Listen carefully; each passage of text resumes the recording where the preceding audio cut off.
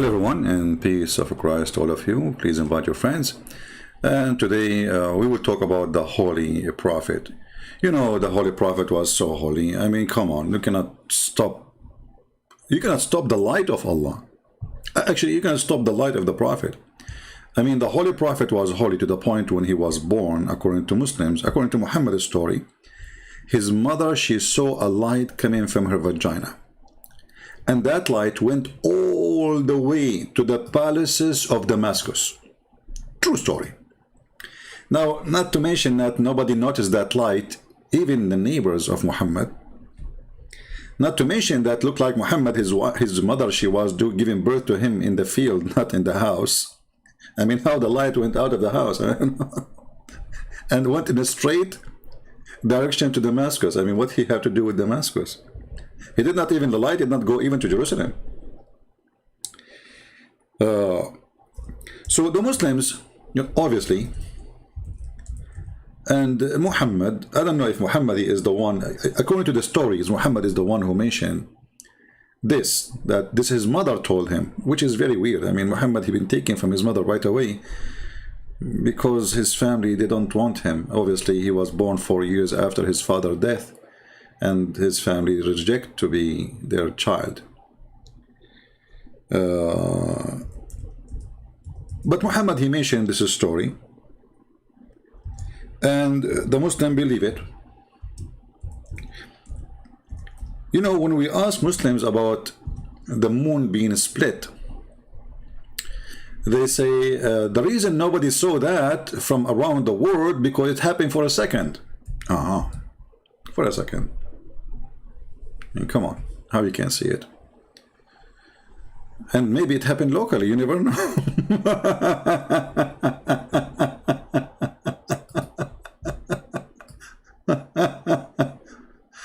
Oh boy.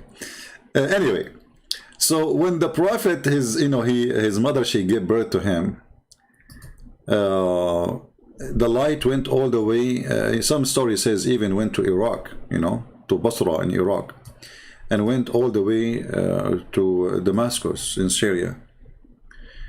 And here I ask myself a very simple question. The light is coming from the vagina of the mother of Muhammad. Isn't it this is a great sign that Muhammad is a prophet of God?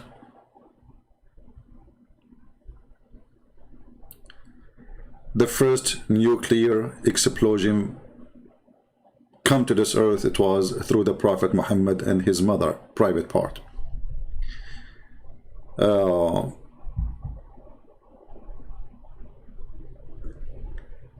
I was trying to find you an English website. Actually, I found some English website, but it's not the ones I'm looking for. So let me try to do this, because I need to use Google Translation to put for you on the screen.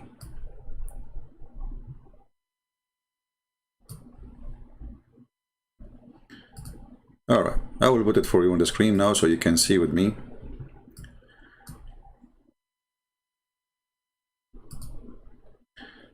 This is islamweb.net. And this is the fatwa number. You see the number here? This is in Arabic, but don't worry, we will switch to Google Translation so you will be able to read with me.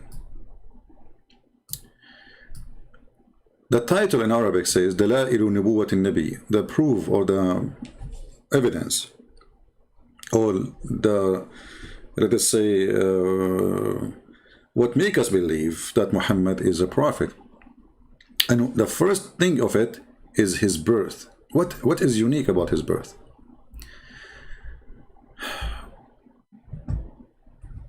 So there's a question here saying, I want to know if this is true and what is the proof. And he quoted the following, that when Amina, the daughter of Wahab, she get pregnant with Muhammad, she said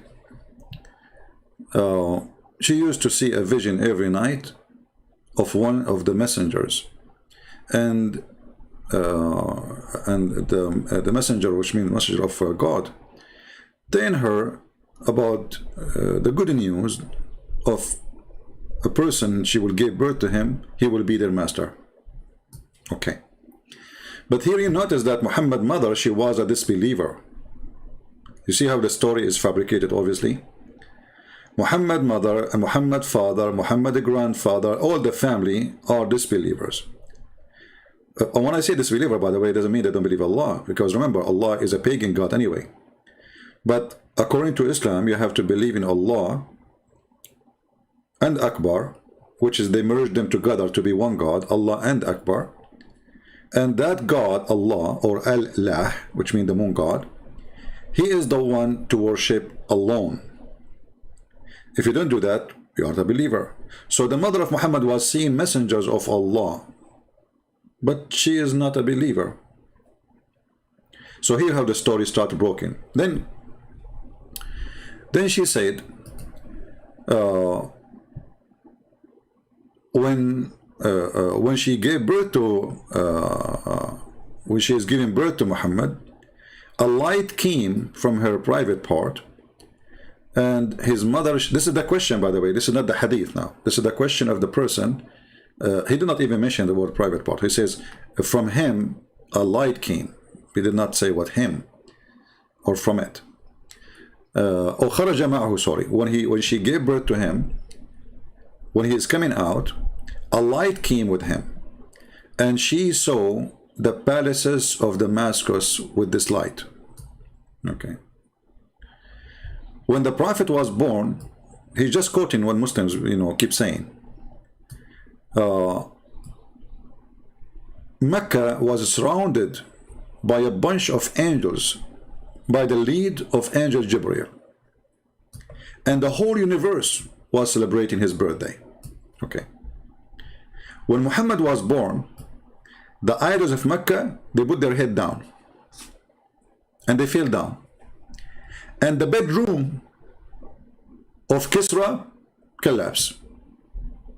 And he mentioned, and many more, he say, many more miracles.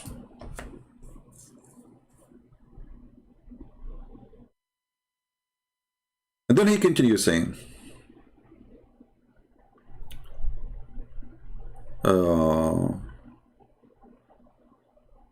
I mean, the question is so long, I don't know what is the answer. The answer is here. All right, let's go to the answer about all of this.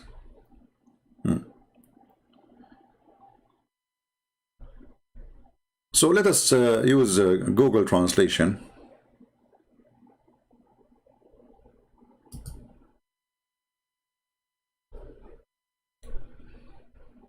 And go down to the answer. The Sheikh who's answering, he says, we did not know any hadith about the one you mentioned in the beginning, that she gave birth to their master. So he cannot confirm that. And then he continued about the hadith about the light coming out from the vagina of the mother of Muhammad. And you notice here, if you read my book, actually, Sex and Allah, I think I mentioned that in Deception of Allah too. You will see that the mother of Muhammad, she said that this was the easiest delivery I ever have, and even like as a pregnant woman, as a woman who is giving delivery. But that means that Muhammad, he is not the first baby for this woman. So how come nobody mentioned that? And where is the babies, and where is the brothers and sisters of Muhammad? Obviously, there is something fishy behind this story, because there is no way the mother, she would say, he was the easiest delivery I did, unless she had many delivery. Correct? And then she speak about the light coming from her vagina, as you see here. The answer, he says, as for the light that came out, even so his mother, his mother, she saw, I mean, translation is not good, about the light coming from her vagina. He says, it have been proven for it in a vision. Proven? Is that how things is proven? So it's a vision? So it's not something happened for real? Any Muslim there is in the bushes can help us? Is that really a vision? Is that what the story is saying? Or she said, I saw. Because vision is, like see like a dream, or, like your eyes, it can be a dream, but it's not like something you saw with your own eyes. Vision is something from seeing. The hadith says that she saw. But anyway, so the mother of Muhammad, when she gave birth to him,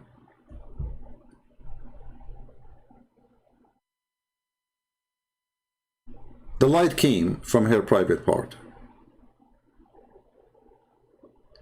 And there's even a person, his name, Al-Arbad ibn Sariya. He said, I saw the light too. And not only that, when Muhammad was born, he said something. He spoke like Jesus according to the Quran. He said, I am Abdullah. The book of the seed of the Prophet, this is the translation. So he said what? He said, I am Abdullah.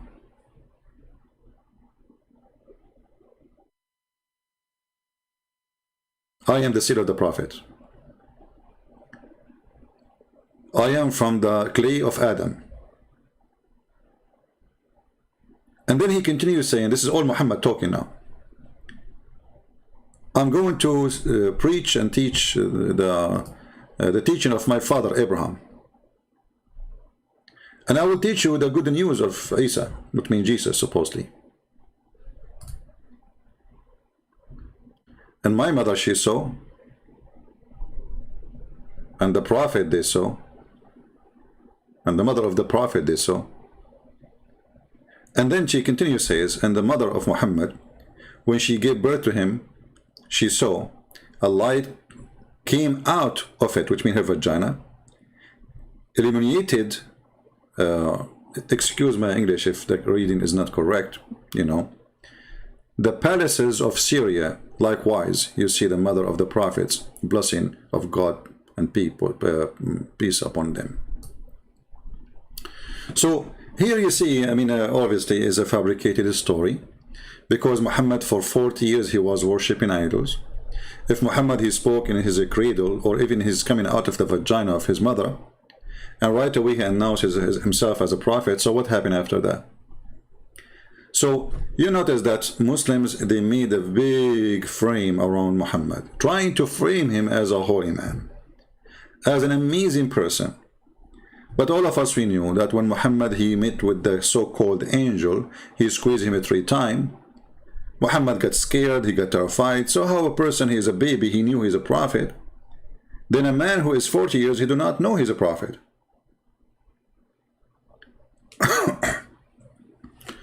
So they frame Muhammad and they make imaginary stories.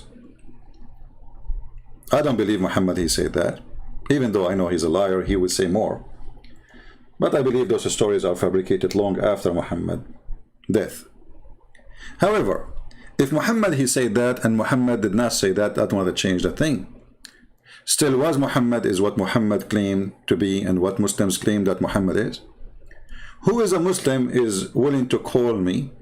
And by the way, if you are a sheikh, you are more than welcome. We prefer sheikhs over a normal Abdul. Do we have any sheikh? I'm going to turn on my Skype to see if any Muslim is willing to call us. And I have no request from you, my friend, except prove to us that Muhammad was a holy man. Because you Muslim call him holy. So do you call him holy because he is not holy? Or you call him holy because he is? Logging in my Skype. Excuse me.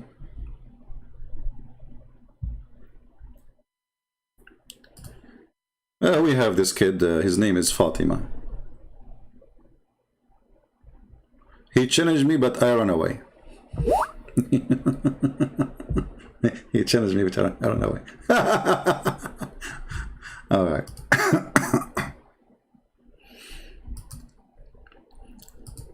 Okay. If you are a Muslim and you want to talk to me, you want me to call you, say I'm a Muslim. That just don't just add me. Hey, Alhamdulillah, a Muslim call me when you were free so that you can embrace yourself and seek for the sake. Okay, let me show you what this Abdul is saying to me before we call him.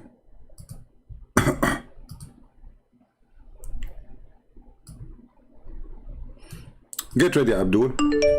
You asked for it.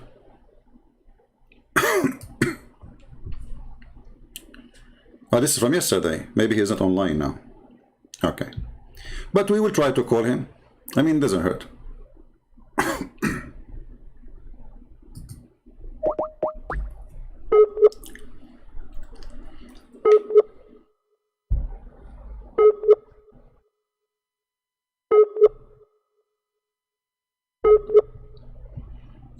Well, maybe he is not online. Let us see a different Abdul. This Abdul is not online. We have a person, his name is Abdul Wasi', the slave of the wide. Well, Allah is wide. He's very wide.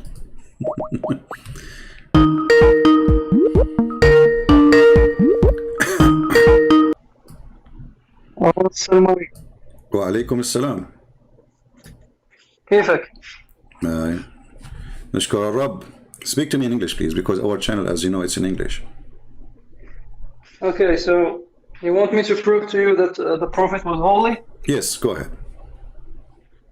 Can you introduce yourself first, if you don't mind, so people will know who's talking? My name is Abdul Wasi'. Abdul Wasi'. What Abdul Wasi' mean? It's the slave of the large one. Large one. So Allah is large? Yeah, he's very large.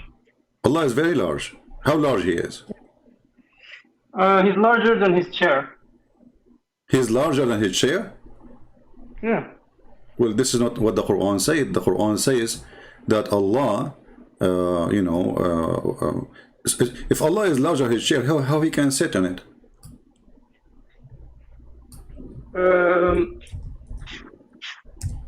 No, I meant he's smaller than his chair. Oh, he's smaller than his chair. Yeah. So as long, my friend, look what happened. As long Allah is smaller than his chair, and you said you are the slave of the larger, that means you are a slave of the chair, because the larger now is the chair. No, there are even larger things. Larger what? Larger things. Yeah, but who is the larger now, Allah or the chair? The chair is larger than Allah. Okay, and you are the slave of the larger. Yeah, but the larger is Allah. It's the name of Allah. But you just said the chair is larger than Allah, and you are the slave of the larger. Yeah, but larger doesn't only mean dimensions. It means like his mercy is very large too. Ah, okay. He's large in everything. Okay, well, size doesn't matter. I have to go with you. Now, go ahead to the topic, Mr. Actually, I like this person. He sounds like a nice person, and he is, speaking nicely. So we welcome people like Mr. Abdul Wasi'. Go ahead, Mr. Abdul Wasi'. Tell us how Muhammad was holy. Yes, I love you too. Muhammad, the Prophet, peace be upon him, had many miracles. Like if you read the Hadith, for instance, there was water flowing between his fingers. Okay, so there's water was flowing between his fingers, correct? Yes. Is that authentic Hadith? I don't know. So what you mentioned to me something you do not know? Because even the Hadith passes. Oh, okay. So now we confirm that even weak Hadith passes. That's good. But you see, do you think that if somebody said a lie, it's very easy to expose him? Sorry, can you repeat the question, please? I mean, if I say to you now that there's water coming from between my toes, okay. I have two toes, so I put them together, and now there's water coming from between them, and you say to me, how you can prove me to be a liar? There's a way to prove a liar to be a liar? Yeah, we need evidence. All right. I have an evidence in the Quran saying, chapter 17, verse number 59, saying that Allah, He refrained from sending any miracles to Muhammad. And this is Quran. He refrained from sending miracles. Yes. Show me the Allah, he refrained from sending miracle to Muhammad. And but that's bound by some like the early stages of Islam. Maybe later he sent him miracles. what later? So Allah, he wasn't sure if he would do miracle or not? No, first of all, he didn't send any miracles, but after that, he did. No, he said we refrain. Yeah, we refrain. It's a past tense. No, yeah, so that's mean he refrained. That's it. He refrained. Allah, he made decision that he will not give my. Okay, hold on. You see, the miracles of Jesus, where we can find them in Islam? The miracles of Jesus. Hadith, I think I don't think there is any of them in the Quran, or maybe he talked when he was little in the Quran, and in the Hadith there is more stuff. Yeah, no, and all of them they are in the Quran. No, I think some of them are in the Hadith too.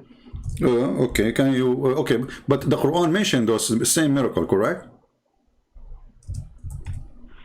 Yeah, some of them, yes. Okay, so how come we cannot find the miracle of Muhammad in the Quran? I mean, Allah, he speak about miracles of Isa, Sulaiman, he spoke to the ant, as you know, Allah, he taught him the language of the birds, but he understood the ant, and the ants are deaf. Anyway, so how come all the miracles of everybody, Moses, Noah, he made an ark, flood came, etc., and all those is mentioned in the Quran. How come this miracle about water coming from between the fingers of Muhammad is not in the Quran? Well, that's just the way it is. But for example, why the way it is? Why Allah forgot to mention that he gave Muhammad such a miracle? Huh? Huh? What? We don't know. Allahu Alam. No, I know this is a fabrication happened after Muhammad's death, because the Quran never mentions such a miracle, because this will be an amazing miracle to mention in the Quran. And as long Allah, he says, don't you Muslim, you say if something contradicts the Quran, we refuse it? That's your opinion, I respect it, but I don't... No, this is not my opinion. This is the opinion of Muslims. They say if something contradicts the Quran, we don't accept it. No, they don't say that. No, they say that. Go watch Muslims debate and Muslims articles, you will see that. Are you a Muslim Sunni, Mr. Abdul Wasi'? From your name, I think you're a Sunni, correct? Yes. Okay. So, Mr. Abdul Wasi', when Allah, he says we refrain from sending signs, and he said because former generation did not believe in them. Is that really a good reason not to send a sign? No, it's not. Okay. So, you think Allah is wrong? No, he is not wrong. I said to you that he refrained only in the early stages of Islam, but later he sent miracles. This is the time Muhammad, he needed. He want believers. Miracles happen, so people, they can confirm that this person was sent by the one who he claimed he sent him. So if Allah refrained from giving him miracles, then Allah, he don't want to support Muhammad, so people will believe, correct? And then you need to ask yourself, why all the prophets of Allah, according to Islam, they have miracles except Muhammad? No, don't say that, my friend, because God has mysterious ways. Your God, Allah, have mysterious ways? Where do you get this from? It's a basic knowledge of any religion. No, I think you heard this from some Christians, because this is not, the Quran says that Allah, he wrote all the destiny in a book. This is not a mystery. He wrote it in a tablet, correct? Yeah. Okay. Now, why Allah, he have a tablet, by the way? No, you're changing topics now. Let's go back to... No, just because we mention it, because no, it's connected. I will show you how it's connected. Why Allah, he have a tablet? I don't know. For the same reason he gave Moses tablets. Okay. No, Allah have a tablet for his own, not for anyone to read. It's only him. Yeah, because it's the Stone Age. They don't have like iPads and stuff. Oh, so Allah from the Stone Age. Allah from the Stone Age. Okay. But you see, as Allah, he wrote in the tablet the same as we see in the Quran now. Do you understand that, right? He wrote in the tablet the same? I don't understand what you're saying. Well, isn't it the Quran? This Quran is written in the tablet? Yeah, that's what we believe, yes. So Allah, he wrote in the tablet, which he is going to read, I refrained from sending sign only because of men of former generation treated them as false. So Allah, he is saying, Well, because they don't believe in them anyway. Why I want to make miracles, correct? Yes. But this is a lie. Because the Christians, they believe in all the miracles. We believe in the miracles of Moses. We believe in the miracles of Jesus. We believe in the miracles of all the prophets. So this was a false excuse. You know, if I say to you, well, I claim to be a prophet, and I say, well, you know what, my God told me I will not do miracle because you don't believe in it anyway. But in the time Muhammad was alive, there's many people believe in the miracles of the previous prophets. So there's an error in the writing. I mean, the one who made this verse is not a smart. He's large, maybe, as you said, you know, but he's smaller than his chair, and his brain is so small, it's not even a brain of a mosquito, because this is not an excuse. This is somebody, he cannot do anything, he cannot prove himself to be a prophet, and then, because he cannot do anything to be a prophet, to prove himself, he come with this excuse. But he did in the hadith. But this hadith is not from God. How do you know? It is from God.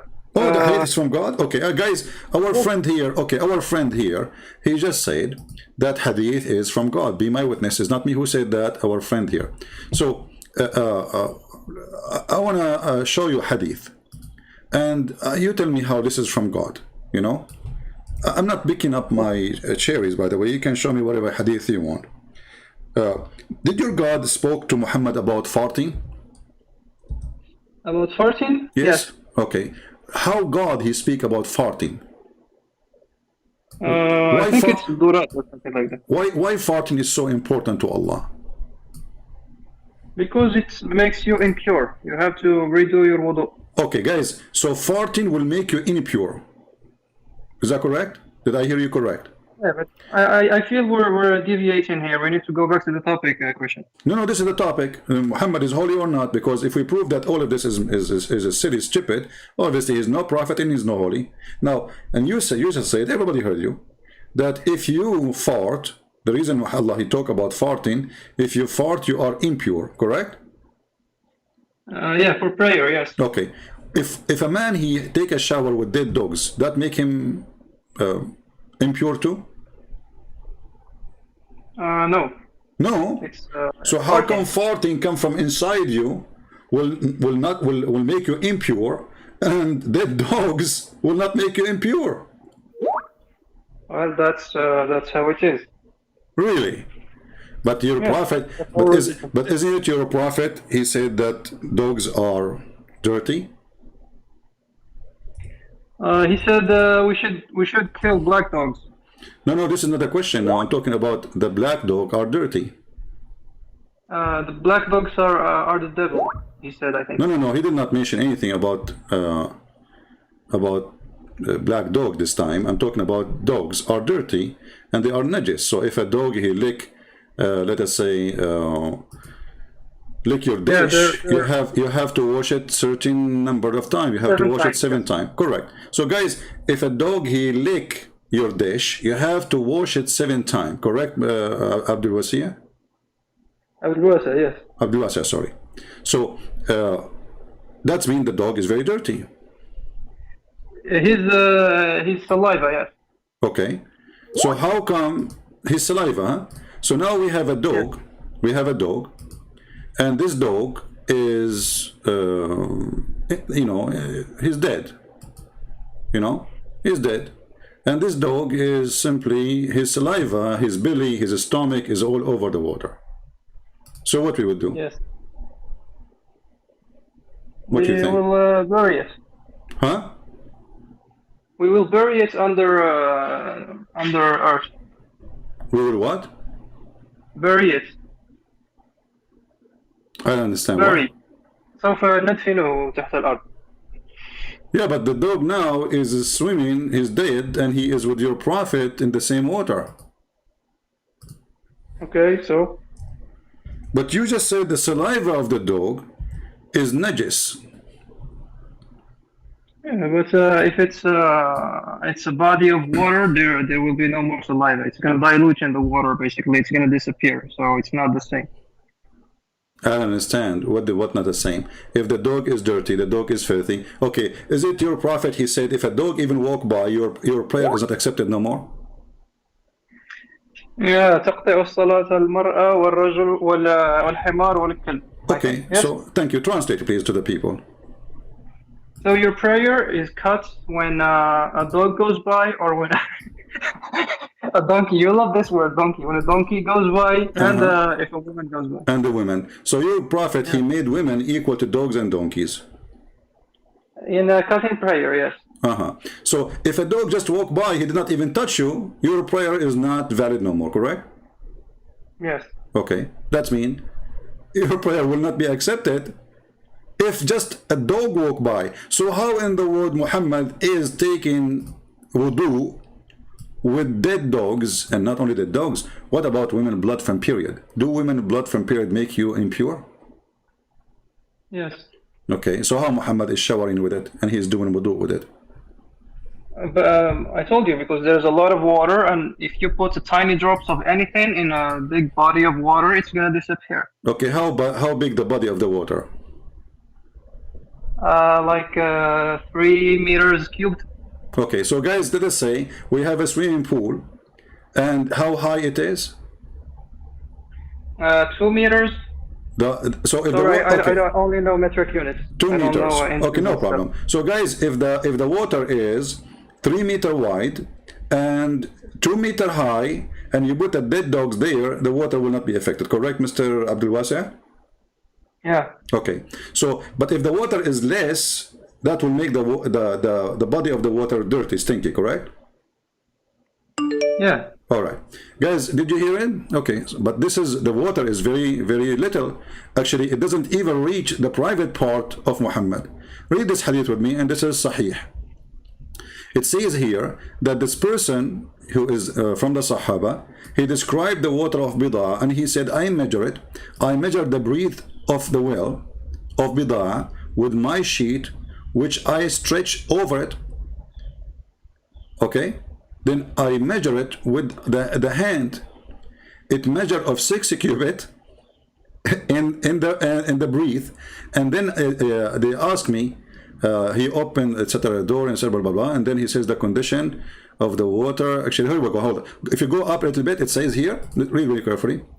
Where it does reach when its level goes down, it says he replied, below the private part of the body. So when you go down in it, how deep it is?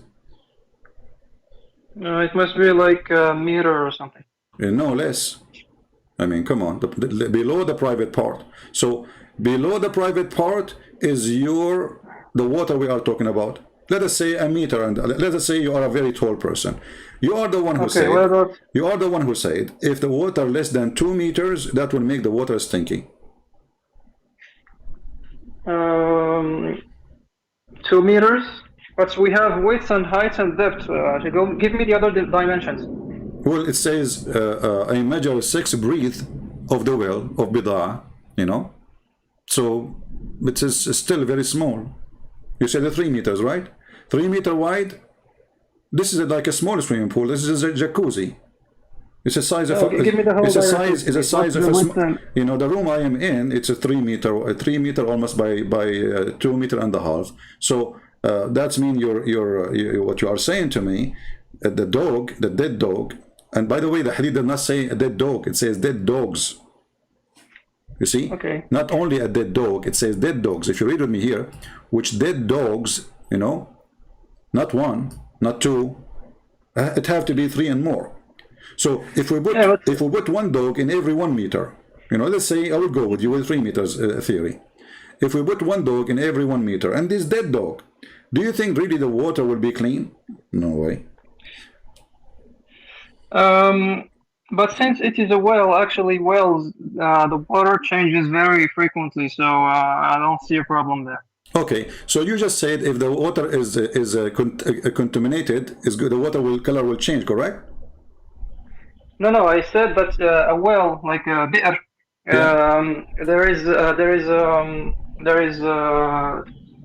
water underneath, which comes from underneath the No, ground. no, You no, my know. friend. This is So not the a verse this, says it. this is not a running water. There's no even water there. This water is coming from the dirt. This is like an old well down in the ground, and whatever water from houses come, it's like it became a sewage place. This is why they are throwing garbage. You know that this is, you know, the desert. Nobody will throw garbage and dead dogs in the water, which is not exist everywhere. Correct? I mean, there's no way. If you live in Saudi Arabia and you have a well in your backyard or in your town, you go and you throw out dead dogs. People will kill you for doing that, correct? Yeah, but Yeah, it's but a well, right? no, but it used to be a well, obviously, and this is the dirty water. This is why people are throwing garbage. No, what's your proof? Okay, well, the proof is people are throwing garbage. No, you can Okay, throw garbage in okay. Was Muhammad living next to the Nile River? There's a river No. there. Okay, how many well of water there was in Mecca? I don't know. There's only one. How do you know? You don't you Zamzam? Muslim keep talking about Zamzam, Zamzam, Zamzam? Yeah, but that doesn't mean it's the only one. Okay, name for me the other one.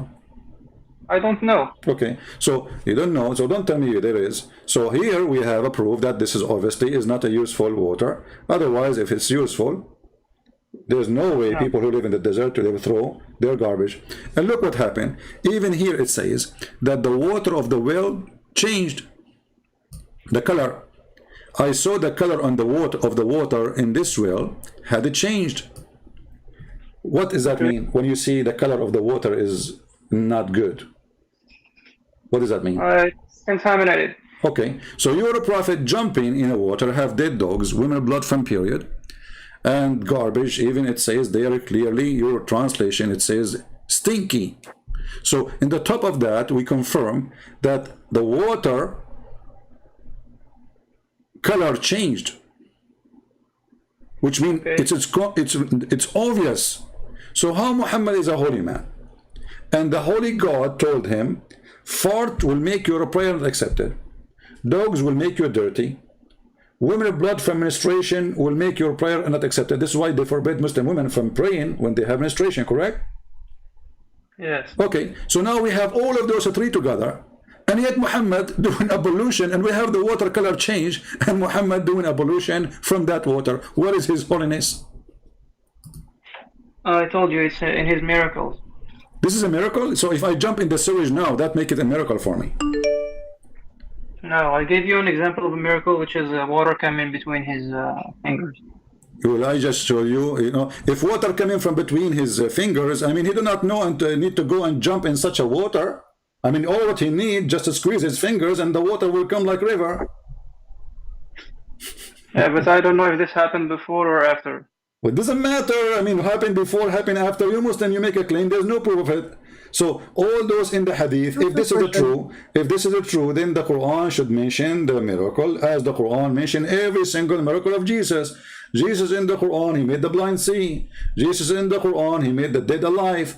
Jesus in the Quran, he healed the lepers. Jesus in the Quran can tell you what you had in your house. Jesus in the Quran, he is born without father. So every single miracle of Jesus mentioned in the Quran. How come none of the miracle of Muhammad is mentioned in the Quran? No, you're lying. You said that the Quran says that Jesus can tell you what's in your home? Yes, he can tell you what your home, yeah. Show me the verse. So, okay, but why you reject what I'm saying? I'm not rejecting. I've never read it. I just want to make sure. But you just said you are lying.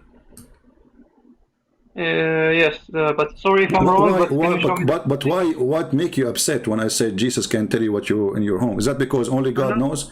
Only God knows, right? What is the unseen? Correct? I'm not upset. I've just never read that in the Quran. No, I'm asking you. Is it true that only God knows the unseen?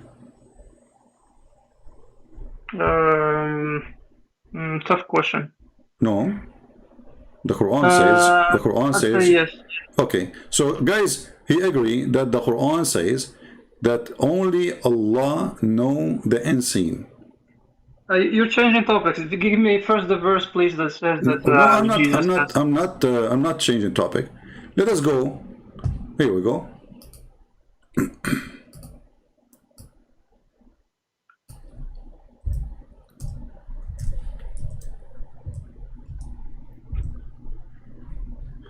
Read with me. Just can you read it in Arabic because I don't have YouTube in front of me. No problem. You can open in your side, chapter 3, verse number 49. It is ورسولا إلى بني إسرائيل إني قد جئتكم بآية من ربكم إني أخلق لكم من الطين كهيئة الطير فأنفخ فيه فيكون طيرا بإذن الله وأبرئ الأكمة والأبرص وأحيي الموتى بإذن الله وأنبئكم بما تأكلون وما تدخرون في بيوتكم. Okay. Okay. So Jesus, he knew even what you have in your houses and even what you ate before you meet him, correct? Yes. Okay. Was Muhammad able to do any of those? I don't know. No, you know. The Quran answer you. The Quran, if you go, it says here, chapter 6, verse number 50, it says, Allah said to Muhammad, tell them the following. Okay, what he said? You can open the Quran on your side, my friend. I do not say to you that I possess the treasure of Allah, nor do I say I gain the knowledge of the hiding of any of my own. Nor I do say to you that I am an angel. I only follow what delivered to me, revealed to me. So look what different. The Quran says that Jesus can tell you even what you ate, what is inside your stomach. Jesus can tell you what you are hiding in your closet, in your house. Which means Jesus, he can see you without being there. Muhammad is saying the opposite. Okay, hold on. Let me tell you, you get me wrong. Yes, I'm a prophet, but I know nothing except what Allah told me. Okay, so I do not know unseen. If I know the future, I will take some of it from me.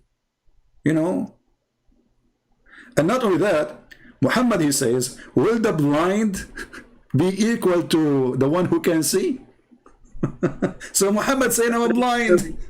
Muhammad saying I'm blind. Jesus is not.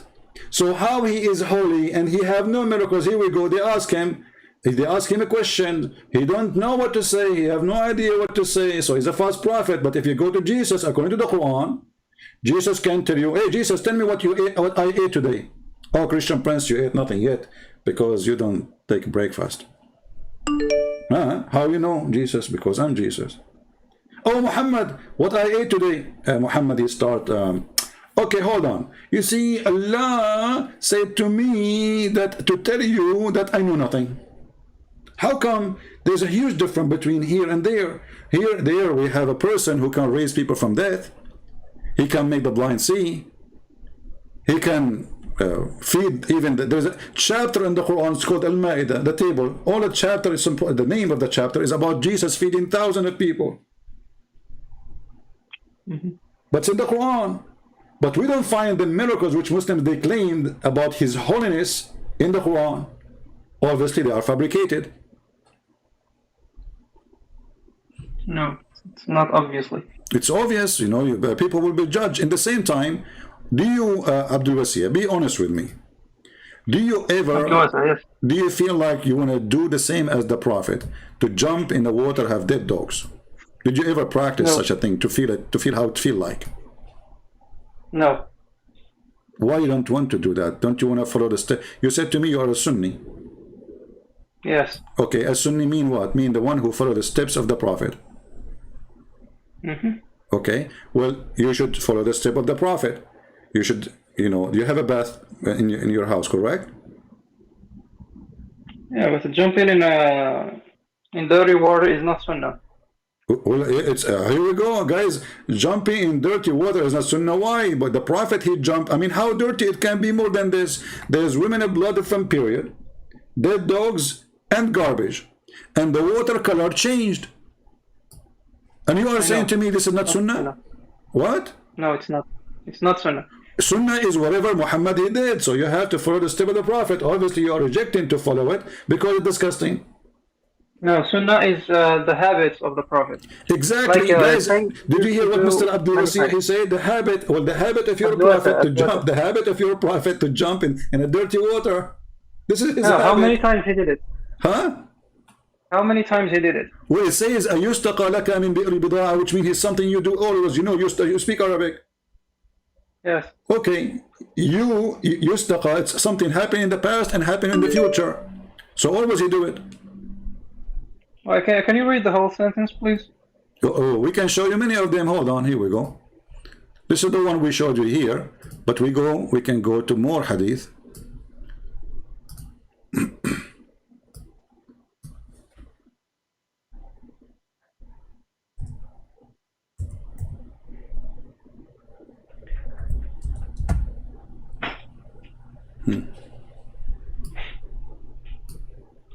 Let's read this one first. It says, Abu Sa'id al-Khudri said that some people ask Allah Messenger whether they might perform ablution out of the well of Bid'ah, which was a well, into which menstrual clothes, dead dogs, and stinky things were thrown in. And he replied, water is pure and nothing make it impure. So this is a practice of the Muslims in the time of Muhammad, and Muhammad, he ordered them to do it.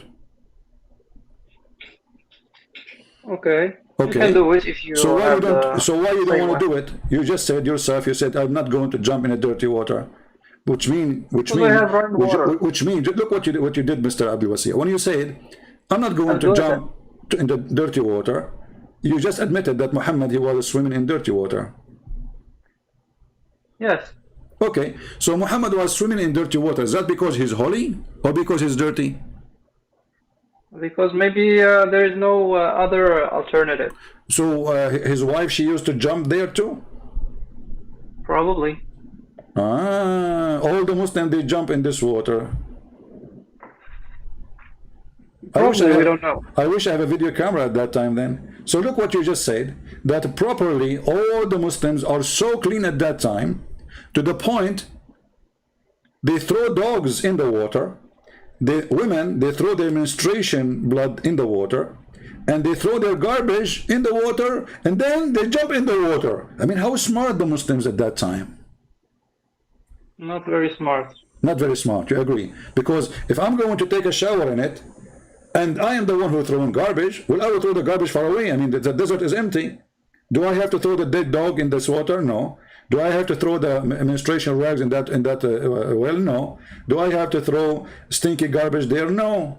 So why in the world they want to do such a thing and then jump in it? I don't know, but can we go back to the miracles, please? Okay, but this is a miracle. This is one of the miracles of Muhammad. He do crazy stuff. Yeah, it's not a miracle. No, miracles is something extraordinary. Yeah, this is extraordinary. You know, look at this. I mean, this is madness. Okay, no, give me. No, okay. I can do it myself. You can do it yourself. You cannot. You cannot. Make a video. Make a video. Show me yourself that you are jumping in your bathtub and you have a dead dog there and you have a stinky garbage. Don't just throw them there and jump. I mean, wait for like a day or 2 or 3. You know. Yeah. So okay, give me another miracle.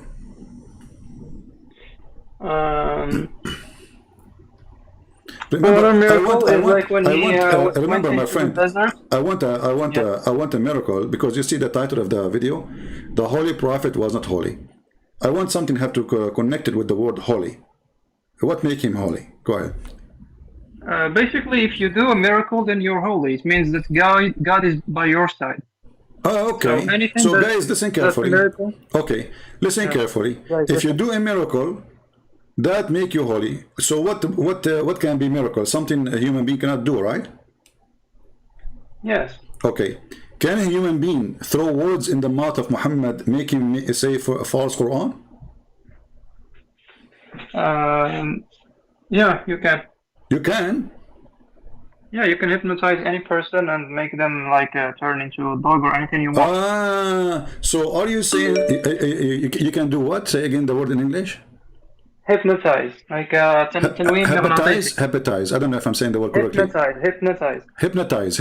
Okay. So are you saying that your prophet was hypnotized by Shaitan when he throws satanic verses in his mouth? I don't know how it happened, but something like that, yes. But can we go back to the topic? Yeah, but okay, hold on. We are on the topic. We are on the topic. If Muhammad is holy, then the holy Muhammad is protected by Allah. Correct? Not 100% of the time, no, because when he went through some jihadi war, he was hurt. So God no, doesn't I'm not talking about protect you. physical protection now. The word of Allah. Do Allah protect His word? The word of Allah, you mean the Quran? Yes. Yeah. Okay. Allah, He said, nobody can exchange the word of Allah. Correct? Yes. Okay. And you just said that Shaitan was able to hypnotize, I don't know what the word, your prophet. Hypnotize. Yeah, and he controlled him, you know, and your prophet starts saying false words. Yeah.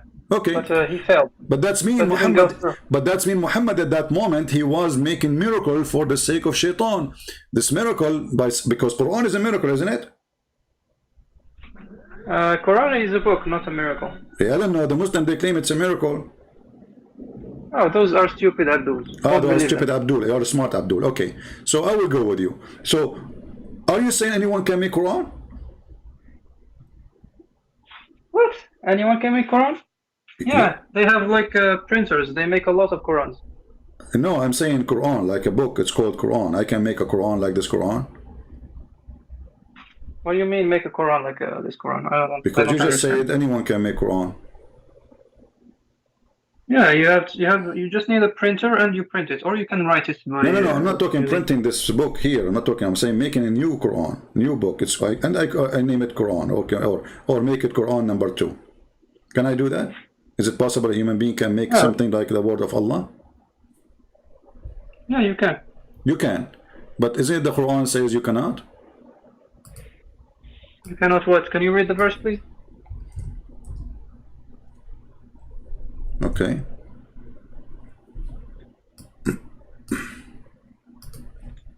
But we're changing topics again. I don't know where We are not. We are trying to see if Muhammad. No, my friend. We are trying to. you another miracle and you change topics. No, I'm not. We are not changing topic because the Quran supposedly is the top-notch work of Allah. Is the book of guidance.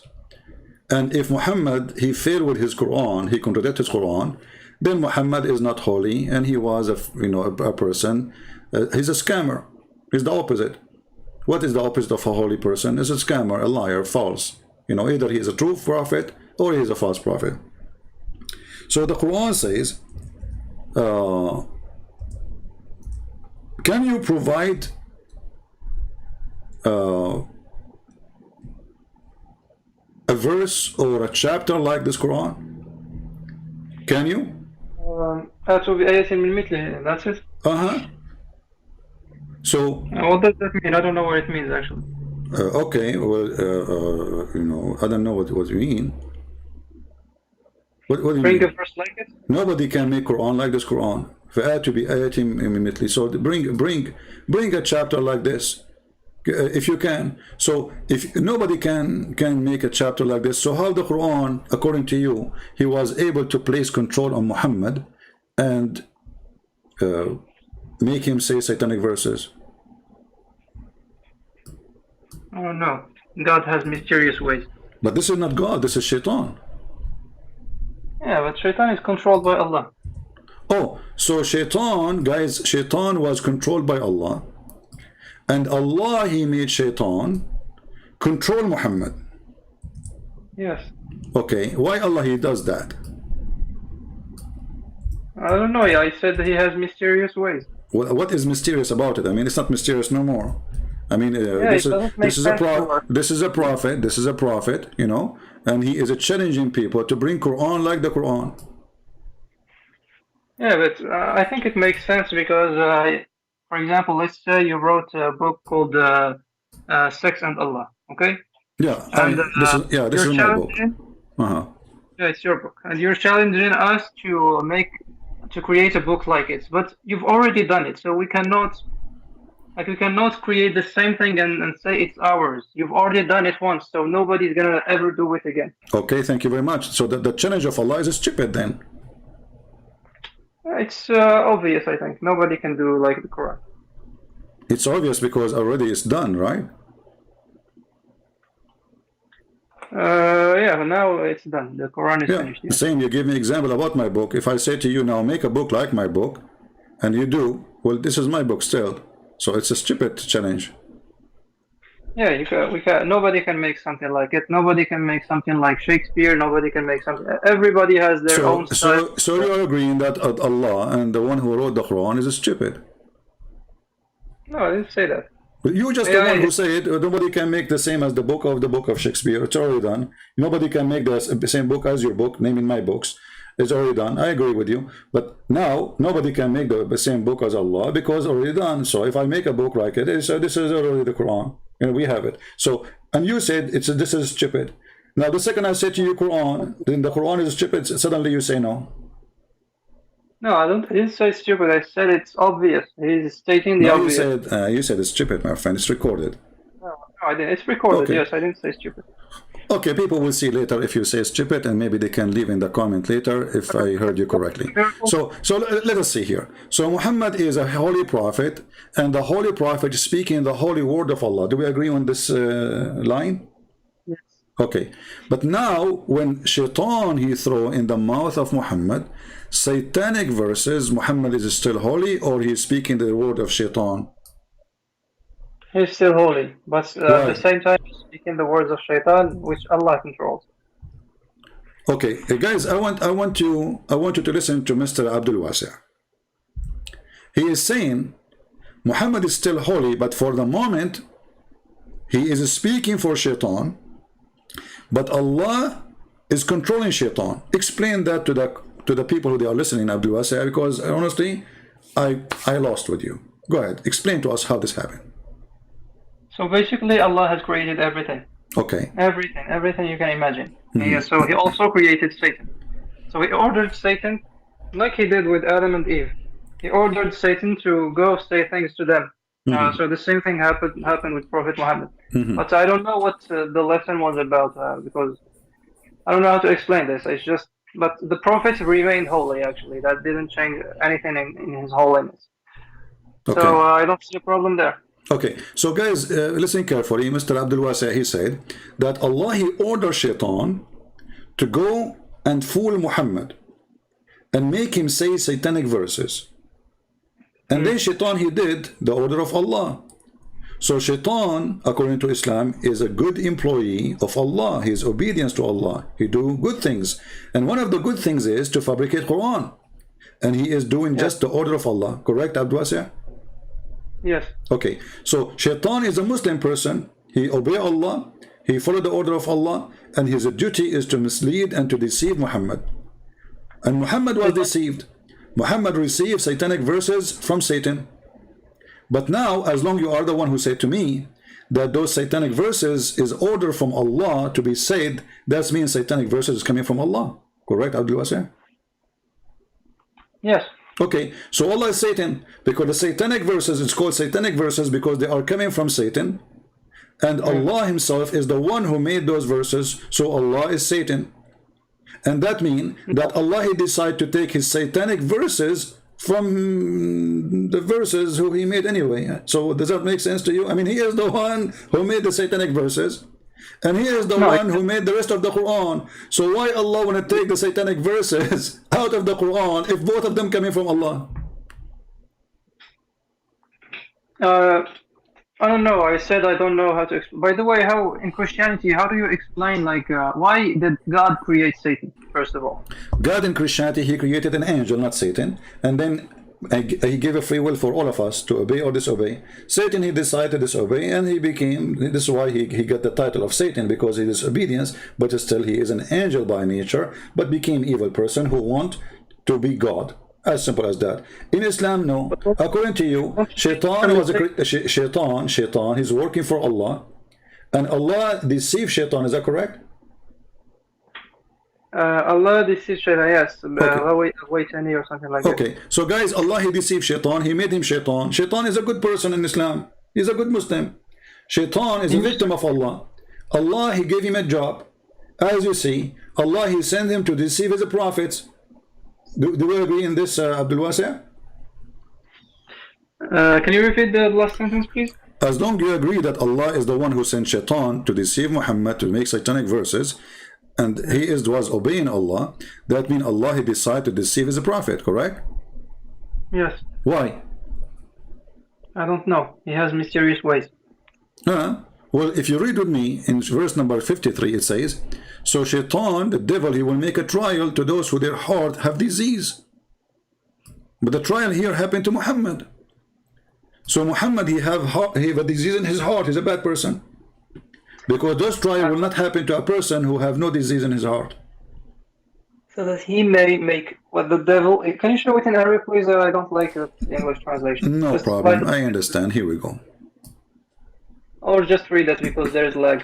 ليجعلوا ما يلقي الشيطان فتنة للذين في قلوبهم مرض والقاسية قلوبهم وإن الظالمين لفي شقاق بعيد. Okay, but that doesn't mean that Satan, he only controls those kinds of people. He can control even good people. No, it says clearly only those people who have a disease in their heart. Read it carefully. Don't add things.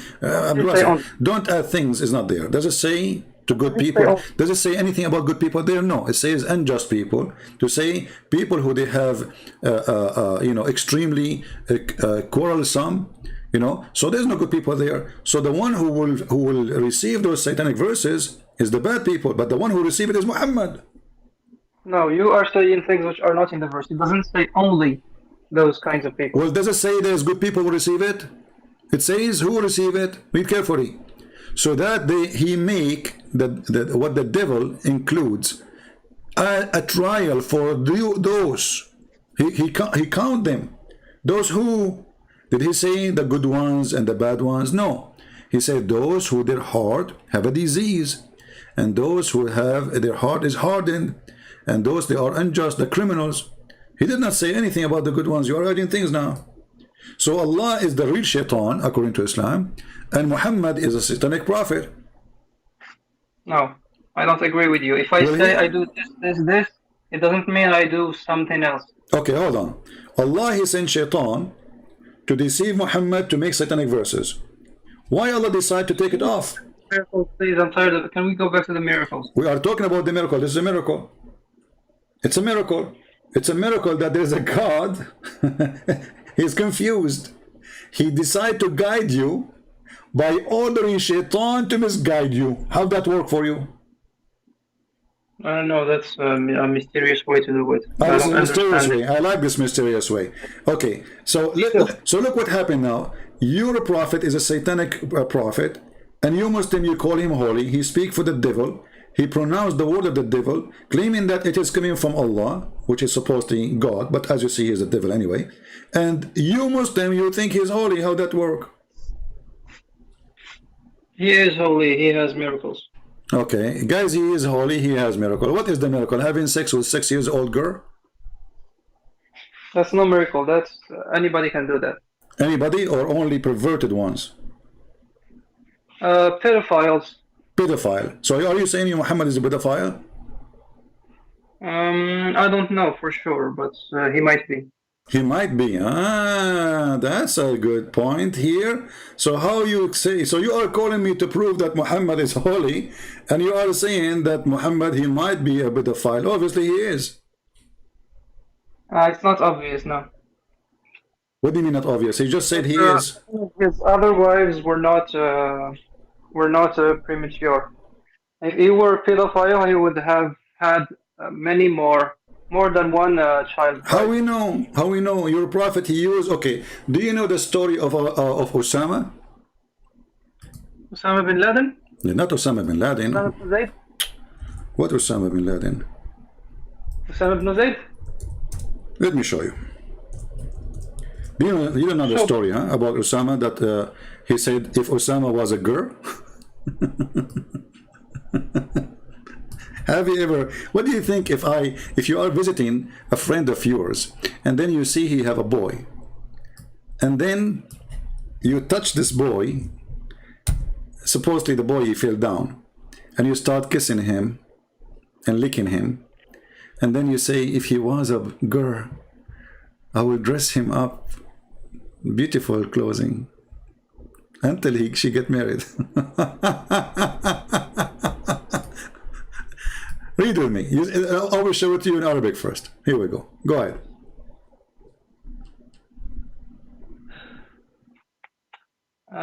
نانا أبو بكر حدثنا أبو بكر بن أبي شيبة حدثنا شريك عن العباس بن الريح عن البهي عن عائشة قالت أثر أسامة بعتبة الباب فاشتج في وجهه فقال رسول الله صلى الله عليه وسلم أميطي عنه الأذى فتقذرته فجعل يمص عنه الدم ويمجه عن وجهه ثم قال لو كان أسامة جريسا لهليته وكسوته حتى أنفقه.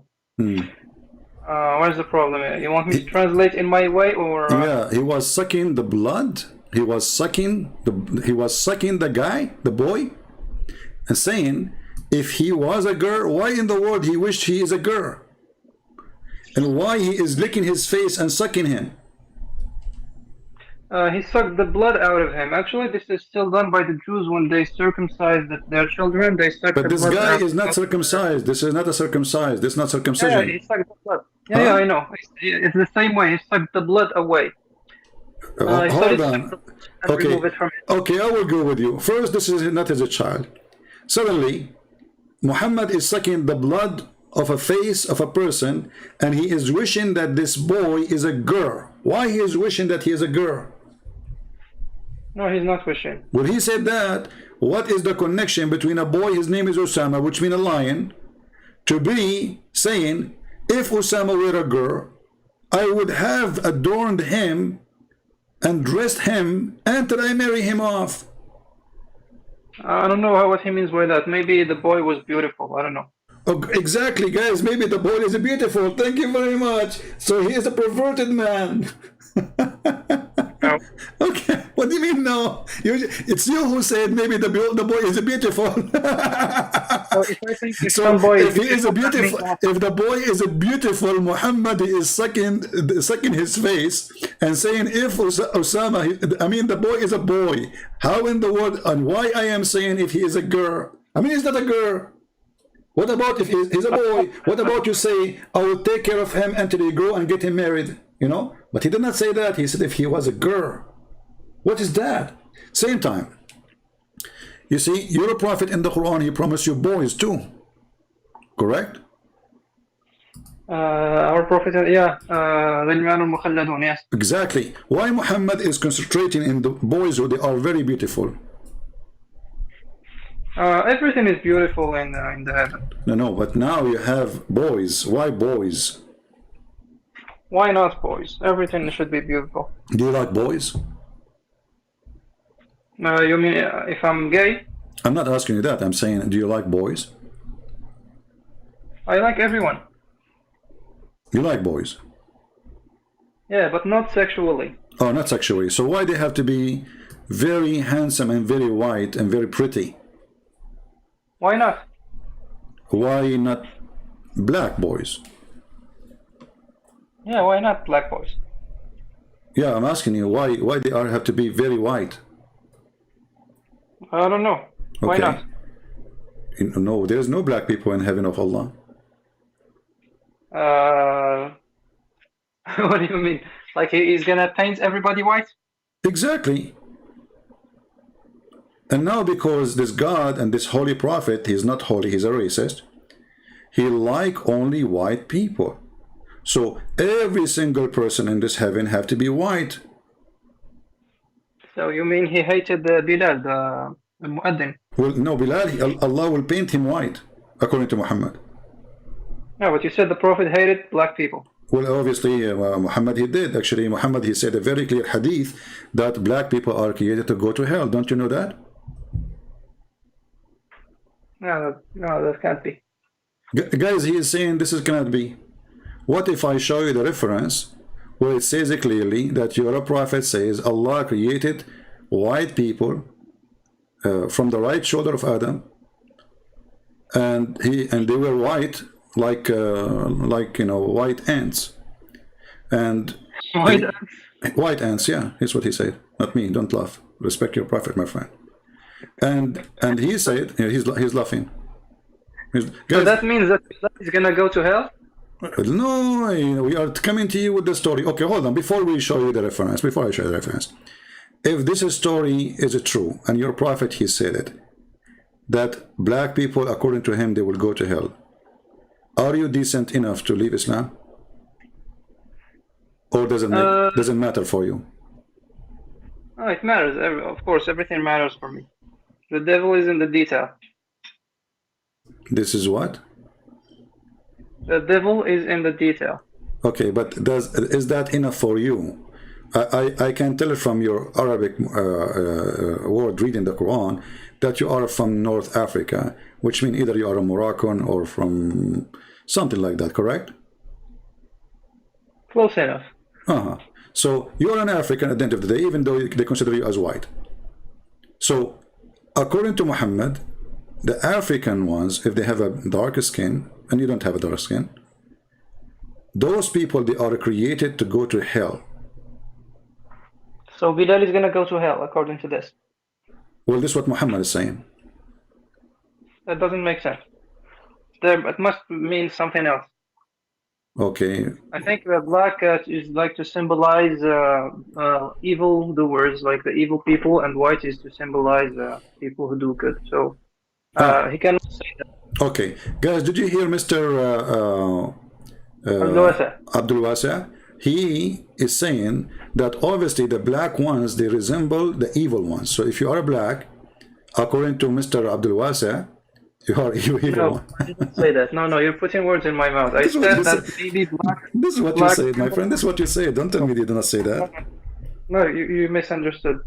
I said that maybe the hadith means that black symbolizes evildoers, people who do evil, even if they're white. Like I can be white and I can do something evil, but by saying the hadith might say that I am black because I do evil. You understand or not? Okay, but if it is saying clearly that black people, they are made to go to hell, then you have no excuse, correct? Yeah. Okay, and what that will make Muhammad to you if we show you that? What that it will make him unholy. That will make him unholy. Yes. Wow, that's a good deal for me. I like that. Guys, did you hear Mr. Abdul Wasa saying it clearly? So if this is true, that will make Muhammad unholy. Who said that? Mr. Abdul Wasa. Thank you very much. So that will solve the problem between me and you. And let us go and see the hadith. Let me find the hadith.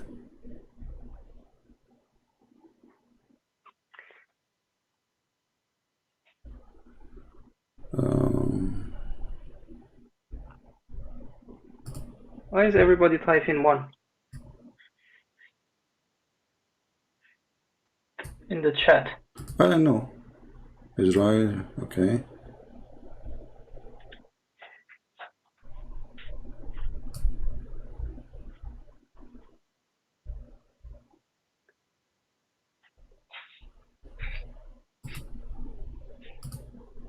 I'm just trying to find the reference, the Islamic link, you know, to give it to you.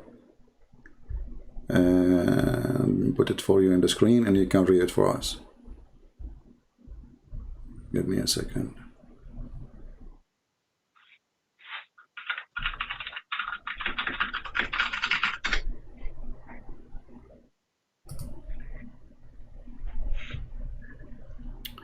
Masihi Shahzod. One means yes. My friend, focus with me, focus with me. Forget about people in the chat now. Oh, you have Russian people in the chat. Okay, no, Hi. focus with me, focus with me, focus with me, focus with me. Here we go. This is the hadith. In the front, my friend, this is the hadith in the front of you. I want you to read it.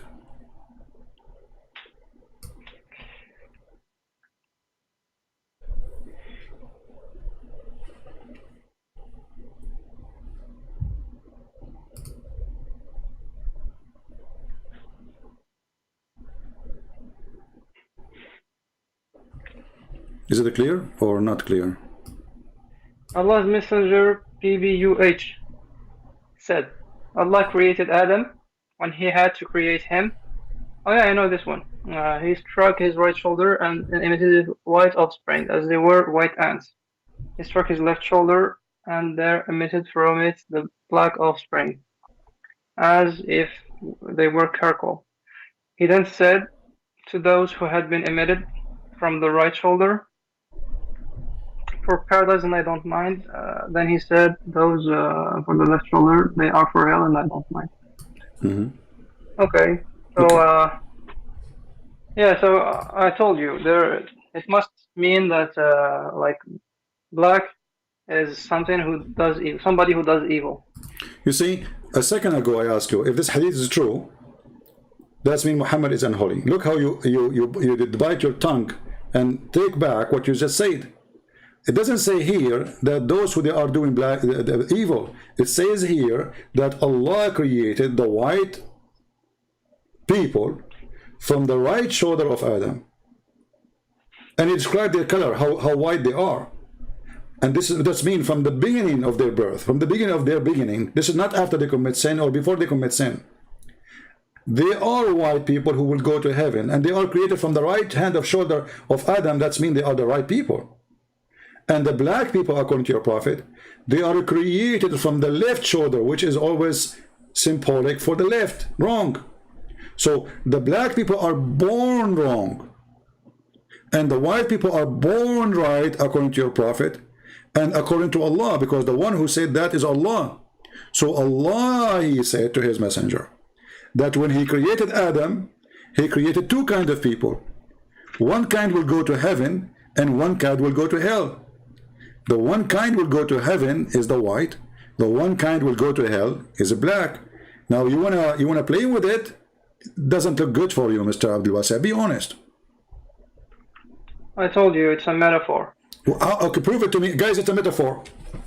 Where is the metaphor there? Because it can't be, because the closest person to the Prophet, peace be upon him, is Bilal. He was a black person. No, he was not the closest person. He was his slave, and he was abused all his life. He ordered him to go and do the adhan because he will not order the white people to wake up early morning, lose their voice screaming. He ordered him to walk with him wherever he go to collect donation, for he is his slave, not because he have a freedom to walk around. If Muhammad was a good man and this guy is close to him, we'll free him and take him as a friend. But he was always his master, and he was a slave. So don't think he was close to him. Yes, actually, even your prophet, he made fun of him. He says, obey your master. He made Bilal because he's an African. He have a strong body. That's why he have them. They bought him because he's a strong man. He is a big man, African man. So they bought him, and they promised him to be freed in the future. But they never. And then Abu Bakr, when Muhammad he died, Bilal, he went to Abu Bakr. He says, if you bought me for the sake of Allah, will you free me for the sake of Allah? If you bought me for yourself, then keep me for yourself. Stop being a hypocrite, which means. So Muhammad was not a good person to Bilal, otherwise he will free him. No. Why he didn't? Okay, why he did not free? Why he did not free him? He didn't ask for it. Maybe he was the guy did not ask for it, guys. The slave don't ask for it. You know, he don't like to be free. He like to be slave. Okay, listen. I want you to focus with me. Does it say, emitted from it white offspring? Does it say that? Yes, it does say that. So it is offspring of this person, who the first white person came from the right shoulder of Adam. It's offspring. What is the metaphor about it? They are white. Metaphor is white is a symbol for something good, and black is something. Okay, guys. Okay, the white is a symbol of good, and black is symbol of bad. I will go with you. I will go with you. How you can solve this now in the Quran then? Sure. Did Allah, He said that Allah will make all the non-believers with their faces black? Yeah. So that means if I am already black, He's not going to be able to paint me. Yeah, He will keep you black.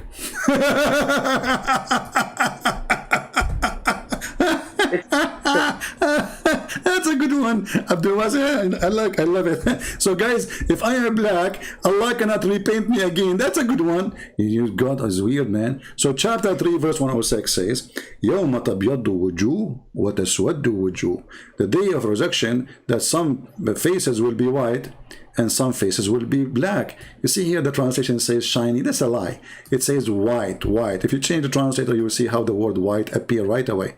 They lie in their translation. It is the hobby of Muslims when they translate. They cannot be decent in any translation. Read, we just changed the translator. Look what happened. In the day, on the day when some faces will be light, between two bracket, light up white, and some faces will be a gloom of black. Okay, why Allah? Okay, hold on. Is that a metaphor, or this is they will be black for real? So I think, I don't know, but again, it's the same thing. It's a metaphor. White is my friend, you are talking to Christian something... Prince. All the laundry of your prophet is in my head. Let us go and get Muhammad busted, not you. I feel sorry for you. So if I show you that this is not metaphor, what you will do, just to give you more proofs, what you will do? You will be honest. Leave Islam. Huh? I'm gonna leave Islam. You promise? A promise of a man. Yeah, I'm a man. Guys, I'm a son of a man. Guys, Abdul Wasi, he made a promise. If I prove to him that this is not a metaphor, that Allah will make people literally black and literally white, he will leave Islam, and he made a promise. And he said, he is a man, he keep his promise. I trust that on you, my friend. You sound like a man for me. Let us go and see it. If we go to the Quran, chapter 82, the chapter of the ant, chapter 27, verse number 82 in the Quran, and then we go and see there's a beast is going to call. Okay, Al-Jassasa, you know Al-Jassasa story, right? Yes. Okay, so إذا وقع القول عليهم, what will happen? Do you know the story of the Jassasa?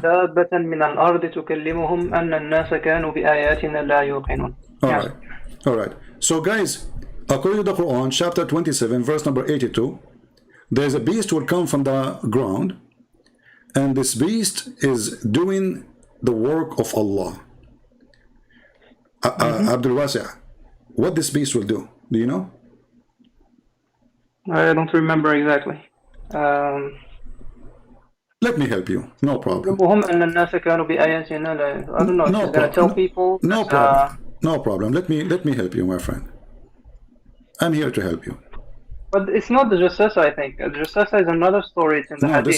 This is a Jassasa. Okay. Yeah, there's a hadith about the Jassasa as a woman, right?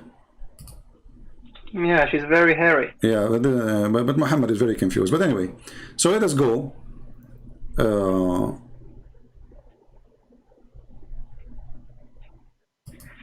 Very hairy. And by the way, even that hairy woman, she's black too. Even the daughter of Allah is black too. Allah, Prophet, he sent Khalid al-Walid to kill a woman. She have darker skin, she have a very dark hair, and she's African. You see how the evil of Muhammad is all over? Now let us go and read together. This is Tafsir Ibn Kathir. You see the screen? Yes. Okay. Remember, this is not me saying, and this is all is coming from your prophet at the end of the day, because those Muslims, they have no authority to say except what they learn from your prophet. Ibn Kathir, this is not my prophet. No problem, but Ibn Kathir is saying what the Sahaba of Muhammad, according to Muhammad, said. So read with me carefully. Read with me carefully, please. There will be, so this Jassasa, or this beast, will have a very funny description. It says, its head like the head of a bull, its eyes like the eyes of a pig, its ears like the ears of an elephant, its horns like the horns of a stag, its neck like the neck of an ostrich, its chest like the chest of a lion. I mean, the whole zoo. Allah, he put the whole zoo in a mixer, and he made this beast, and then he sent it to us. And now this is not our problem for now. Then he says here, it will bring out with it the staff of Moses and the ring of Solomon. There will be no believer left without making a white spot on his face, which will spread until his face is shining white as a result. And there will be no disbeliever left without making a black spot on his face, which will spread until his face is black as a result. And then when people, they trade with one another in the marketplace, they will say, Oh, believer. Oh, disbeliever. How do they know each other? White and black. Remember, you are the one who said, if this is not a metaphorical, you will leave Islam. First of all, I said that white symbolizes. What I meant is like the white people coming from the right shoulder. The white symbolizes good, okay, and black symbolizes bad. But there is actually no contradiction between this and that. So it could be as well physical, like not a metaphor. But still, the white is like a symbol for something good. I said, you said you are a man, and I said, I trust that you are a man.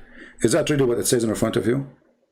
Does it say? No, this one says it's physical. Yes. My friend, Al-Jassasa will hit them in their face with the ring of Solomon and the staff of the ring of Solomon and the staff of Moses. And the result of that, it will leave a white spot on the Muslim face, and that will make him white, and will do the same for the one who disbelieves, and that end will make him black. And now you keep saying there's no contradiction, and this is the same. Yeah, and second of all, this is not the Prophet's word, so it's Az-Zubair. Take care. Take care. You see, I don't respect liars. I'm not going to waste my time. If this is not your Prophet words, why it is there? You see how they are ashamed of their Prophet? He is unholy. This is not a talk of a holy man. We show them the hadith saying, from the offspring of the black man, which is coming from the left shoulder, they will go to hell. He said it's a metaphor. We show them that even Allah will send the beast. He will hit the face of a disbeliever, and he will make him black. Still he is saying this metaphor. You are not a man. You are not a man. You said, if I can show you that, you will leave Islam. And this is the word of the Messenger of Allah, not the words of Ibn Kathir. Read carefully. تخرج دابة من الأرض ومعها عصا موسى وخاتم سليمان فتخطم أنف الكافر بالعصا. So she will hit the beast, the nose of Sulaiman with the staff. وتجلي وجه المؤمن بالخاتم. It's your Prophet saying that.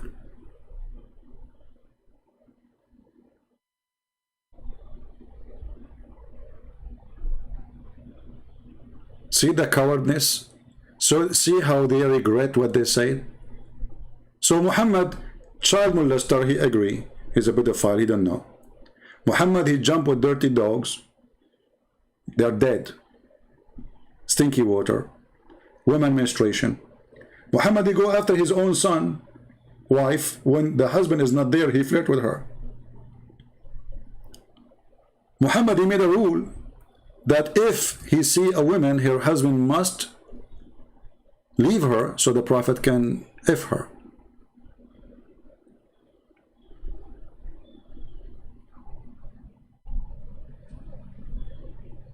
And this person, he claimed to be a decent man. He promised, if I show him, he will leave Islam. Now, you are the one who is watching. I don't know if you are a Christian or a Muslim. Be honest. Is that a metaphor? Is that really a metaphor?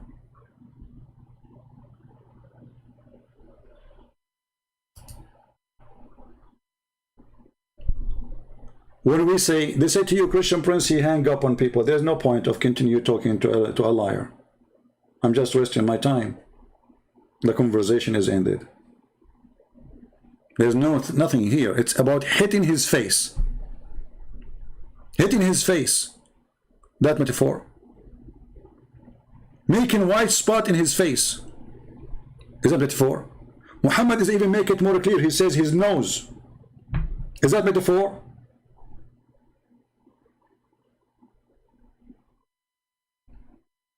How in the world this person, he keeps saying to me, This is metaphor.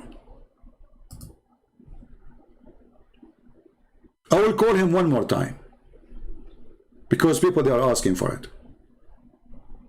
But you lost my respect, Mr. Abdul Wasi.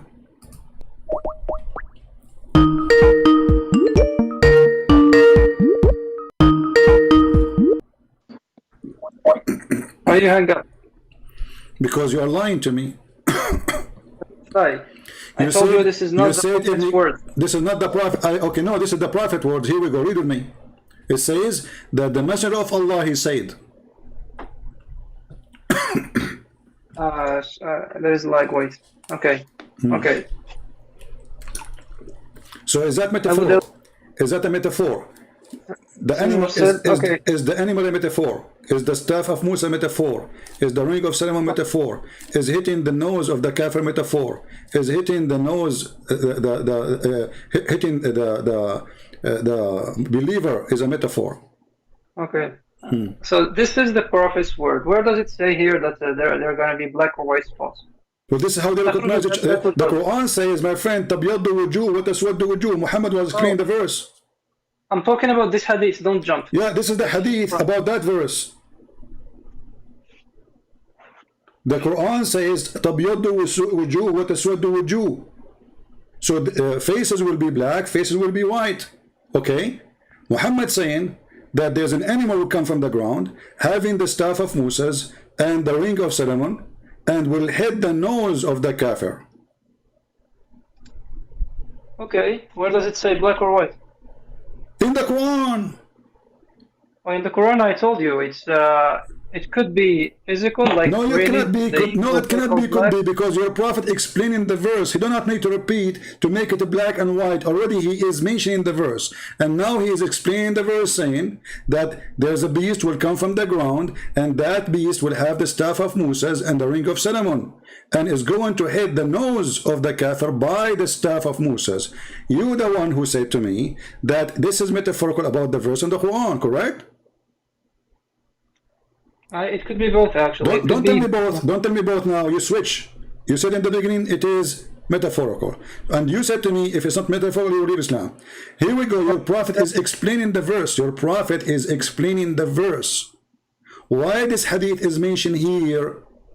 Why it is here? Because here is the explanation of the verse. And who is the one is explaining the hadith? It's your prophet. Explain the verse, you mean, but how do you know this hadith? How, like this is Ibn Kathir, right? And Ibn Kathir took this hadith and put it under this verse. How did he find the relationship between this hadith and the verse? Because this is what happened. You Muslims, don't you have books of history where it says when the prophet he said that, he explained that? Because you see, this hadith here is not really what happened only. The hadith is way longer, but they are quoting for you from the whole story. This, because this is the one, this is the part which explain those sentences that faces will be white and faces will turn black. So your prophet, he is the one who is saying that, and he is saying in the judgment day, there's a beast will come, and this beast is going to make you black or white. How? Physically, by hitting you by the staff of Moses if you are a kafir in your nose, and by hitting you with the ring of Solomon in your skin if you are a believer. The result of that, you turn very, very white. Right. So what is your problem with this verse? I don't understand. It's a proof that it is physical. Here we go. You see, even the translation here says, maybe you don't know good Arabic, right? It says, حتى يجتمع الناس على الخوان يعرف المؤمن من الكافر. So what will happen? It says, وتجلي. You said to me, what is the word white? Here we go. What does khiwan mean? وتجلي mean is going to make him shiny white.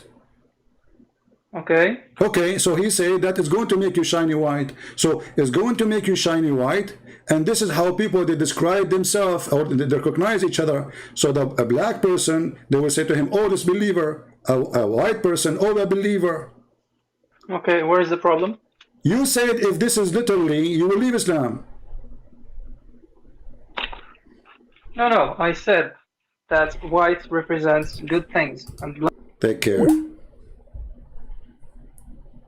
I certified you as a potato, and you are not a man.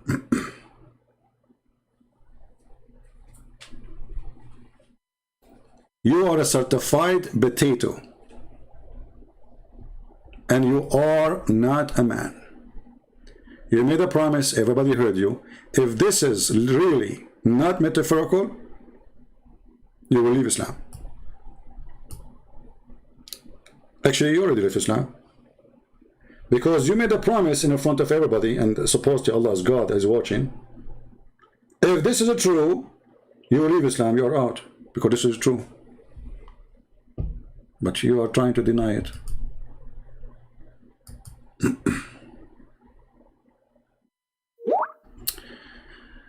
We have a Muslim, he's trying to call us.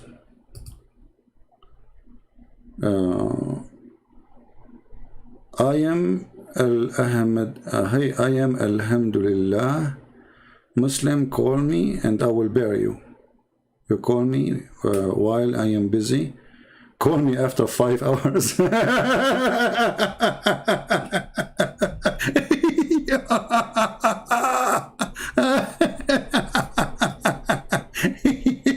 You will bury me. Mean. Call me after 5 hours and you will bury me. You cannot bury me now. You are busy. What you are doing, nikah? Like, come on. And your name is Shahnur? Shahnur Sayyid. Call me after 5 hours and I will bury you. That's deep. 5 hours. If you call me 4 hours and 59 minutes, I cannot do it.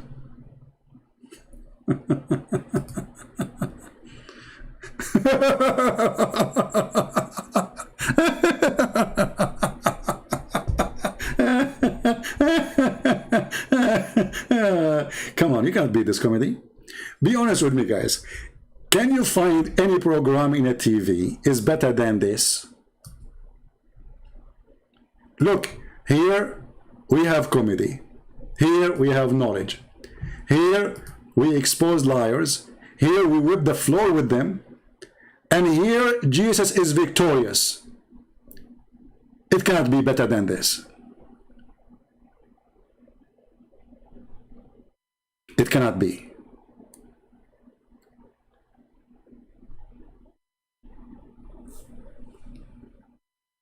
Man.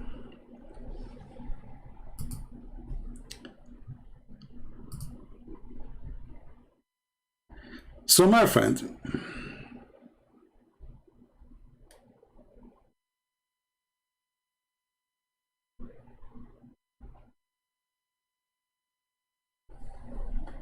Islam is not coming from a holy God. This guy, he agreed already that his God is the one who employs Shaitan. Shaitan work for Allah. Shaitan, he is sent by Allah to deceive his prophet. Shaitan deceived the prophet. Allah, he fixed what Shaitan did. I mean, look at this stupidity. So Shaitan, he sent to take a screw from the belly of Muhammad. Muhammad started leaking from his belly. Allah said to Muhammad, Billy, don't worry, I'm going to put the screw back. Unbelievable.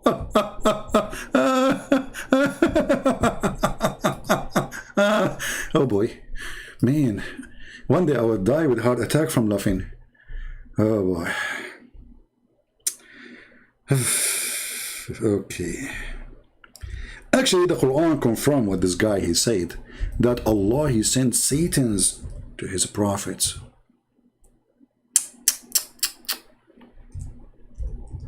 He sent Satans, brother. They work for him. And those shaitans who work for Allah, look all those verses. And you know, when you see the Quran and you see the Quran attacking Satan, and then we find that Satan, he worked for Allah. I mean, how stupid is that?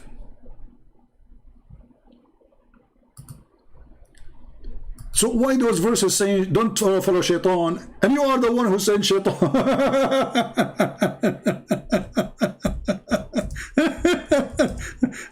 And you know, but the funny, by the way, when the Quran says that Allah, he sent to every prophet shaitan.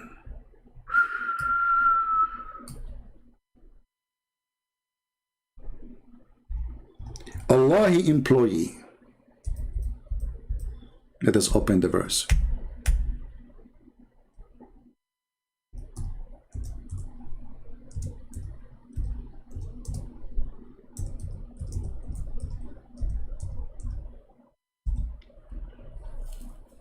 Chapter 6, verse 112. Read with me, Allah.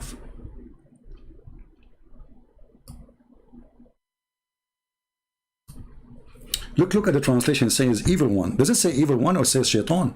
Satan's. I mean, look at this false translation. Where the word evil one's coming from? It says, جعلنا لكل نبي عدو شياطين الإنس والجن. شياطين. Change the translator. This is Yusuf Ali. Let us take the different Abdul. Right away you will see how the Quran changed, brother. It's a miracle. It's a miracle. You know, who can do miracle like Allah? I mean, we have to be honest here. It's a miracle, brother. Where is the verse? Okay. Do you see it? Who is the one who employee Satan's? Allah. Who is the boss of Satan's? Allah. Who is the one who sent them? Allah. Why Allah he do that? Read carefully. And so we have appointed for every prophet enemies, Satan's, between two bracket devils, among the mankind and the jinns. Allah is the one who appointed shaitan. Are you suffering from Satan? Allah is Satan. Is Satan tempting you, deceiving you? Allah is Satan.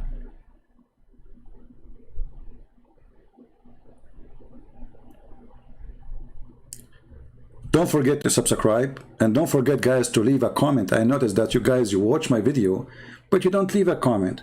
The more comment you do, the more the video will show up in the search engine in YouTube. And for sure, I want you to make a comment, just not to say just words. I want you to make comment about what you think, what you heard, what people said. Don't be just so lazy to the point. I mean, look, I give from my day, the best hours of my day. And to be honest with you, after I finish talking about this filthy religion, I feel disgusted. That the whole day is gone. All of this, I'm not doing it for myself. I'm the last one Islam can deceive me. I'm the last one can be fooled by such a cult. I'm the last one can be fooled by somebody want to be a pimp, provide me a vaginas. I'm not seeking vaginas. This God is the God of the vagina. What you get if you believe in him? Vagina. What you get if you believe in him? Long penis. What you get if you believe in him? 70 years orgasm. This is vagina God. And he made them kiss it. The black stone was a vagina. This is why you see Abu Bakr, he said to somebody he don't believe in Islam, he said to him, go and suck the clitoris of Allah.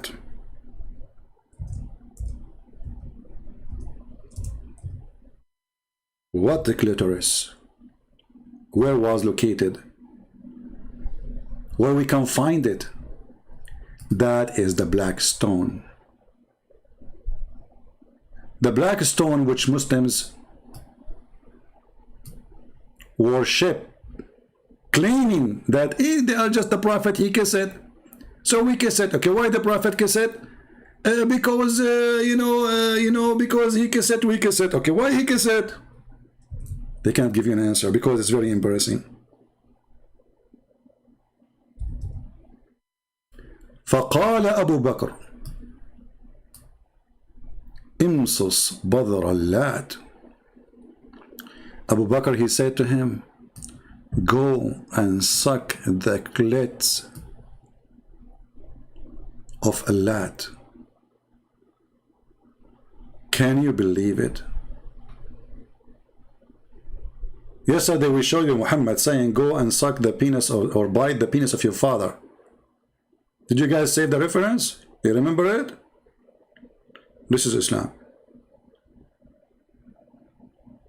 A Muslim, he will post for you the Song of Songs. He said, do you know what the Song of Songs saying? First of all, the Song of Songs is not God talking. Secondly, this is not even about women.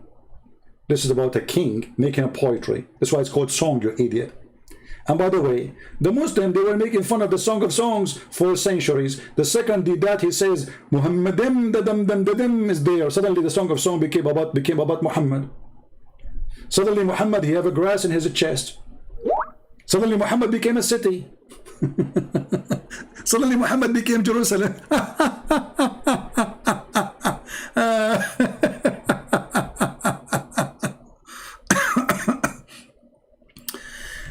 Look at this kid. Islam, the way to what? To the sewage? We just showed you your prophet. He took the way of Islam and he went to the sewage directly, and he took a shower there every day. So guys, look what the Muslim they say. They cannot debate me, and they are desperate. So look what they say.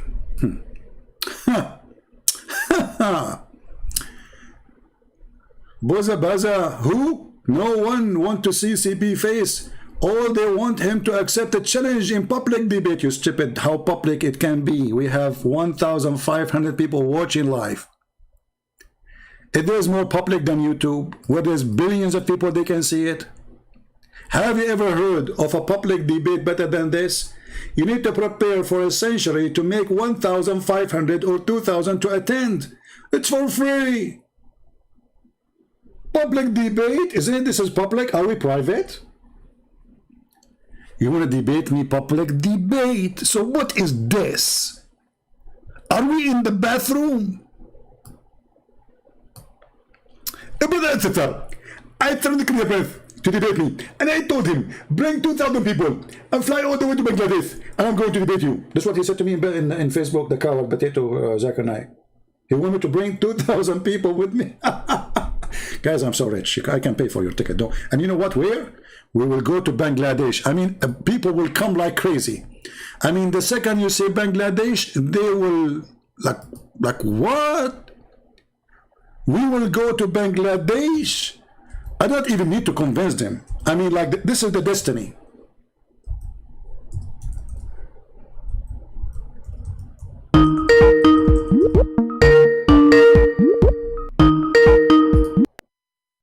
Hey, Fatima, how are you? Hello. Hello. You are a sheikh and you say hello? Wait, huh? Can you hear me? Yeah, I hear you. Okay. Are you free? Because I saw that you were debating and you were quite busy, so I know I shouldn't have called at wrong times, but are you free right now? Yeah, I'm free right now. What do you want to say to us? Are you in Bangladesh now? Okay. Excuse me? Are you in Bangladesh now? No, I'm not from Bangladesh. Oh, okay. Because Zakir Naik, he invited me to go to Bangladesh to debate him. I don't listen to Zakir Naik myself. Zakir Naik, I don't want to hear about him. What's wrong with Zakir Naik? What's wrong? Zakir Naik is not a scholar. He's a da'i. There's a difference between a da'i and a scholar. Okay, are you a scholar? I never claimed to be a scholar. No, I said sheikh. Sheikh, what does that mean? Okay, all right. So you want to play these games? I don't have time for this. The other day, did you say? If you don't have, listen. If you don't have time, then hang up. Were you talking about Surah Al-Minun, verse 14, where it says Allah is the best of creators? Yes or no? Yes. Huh? Okay. So what is the Arabic word used in that verse? Since you're an Arabic scholar. Khaliqeen. Khaliqeen. What does that mean? Creators. Okay. Why is the word Badi'a not used? What Badi'a mean? Badia means to create something from nothing. But do you mean create something from nothing? To originate. Unique. Okay. Many Okay, words. I'm listening. Go ahead. I'm listening. Go ahead. So when you create something from nothing, Allah subhanahu wa ta'ala has the power to create something from nothing. Really? Like he created the sky, for example. He created many things from nothing. But a human being can be a creator in a sense where they create something from a material. For example, if you have a tree, can a human being create a tree if they have wood? They can. That's why the word khalaqa is used. But can they create a tree without wood? They can't. So it's in less insignificance if you understand, but you don't know the Arabic. That's why you just told me what is badia. You not know You Arabic. claim to be an Arabic Okay, scholar. guys, I do not know Arabic. Speak to me in Arabic. Speak to me in Arabic. Well, if you don't know, why would I speak to you? You I'm idiot. asking you a question. Because you're an you answer. idiot. You just said to me, I do not know Arabic, and you are teaching me Arabic, but you yourself do not know Arabic. How do I not know? Speak to me in Arabic. Go ahead. What do you want me to tell you? Tell me whatever you want. Tell me whatever you said now in Arabic. I told you. I said the word badia. No. You said, Tell what me does it that. mean? Tell me the whole story in Arabic. Forget about English. Start from zero. Tell me in Arabic what you said. Answer my question. Don't jump. Answer my question first. So you are teaching Answer an my Arab. question. You are teaching an Arab person Arabic, but you do not know speak one Arabic word. So what do you mean? Look, I asked you a question, right? So you answer it. Abdul. You know, I like you. Honestly, you are. This is why you call yourself Fatima, because you think you are a girl, right? I told you about that. I said it's not even my Skype account. I don't want to hear that. I asked you a question. Why can't you answer but you me? keep it. Why But are you keep it. jumping? Okay. Why Hold are on. you jumping? Okay, hold on. So if Allah is the originator of everything, correct? Correct. All right. Who is the originator of the leg of Allah? Of what?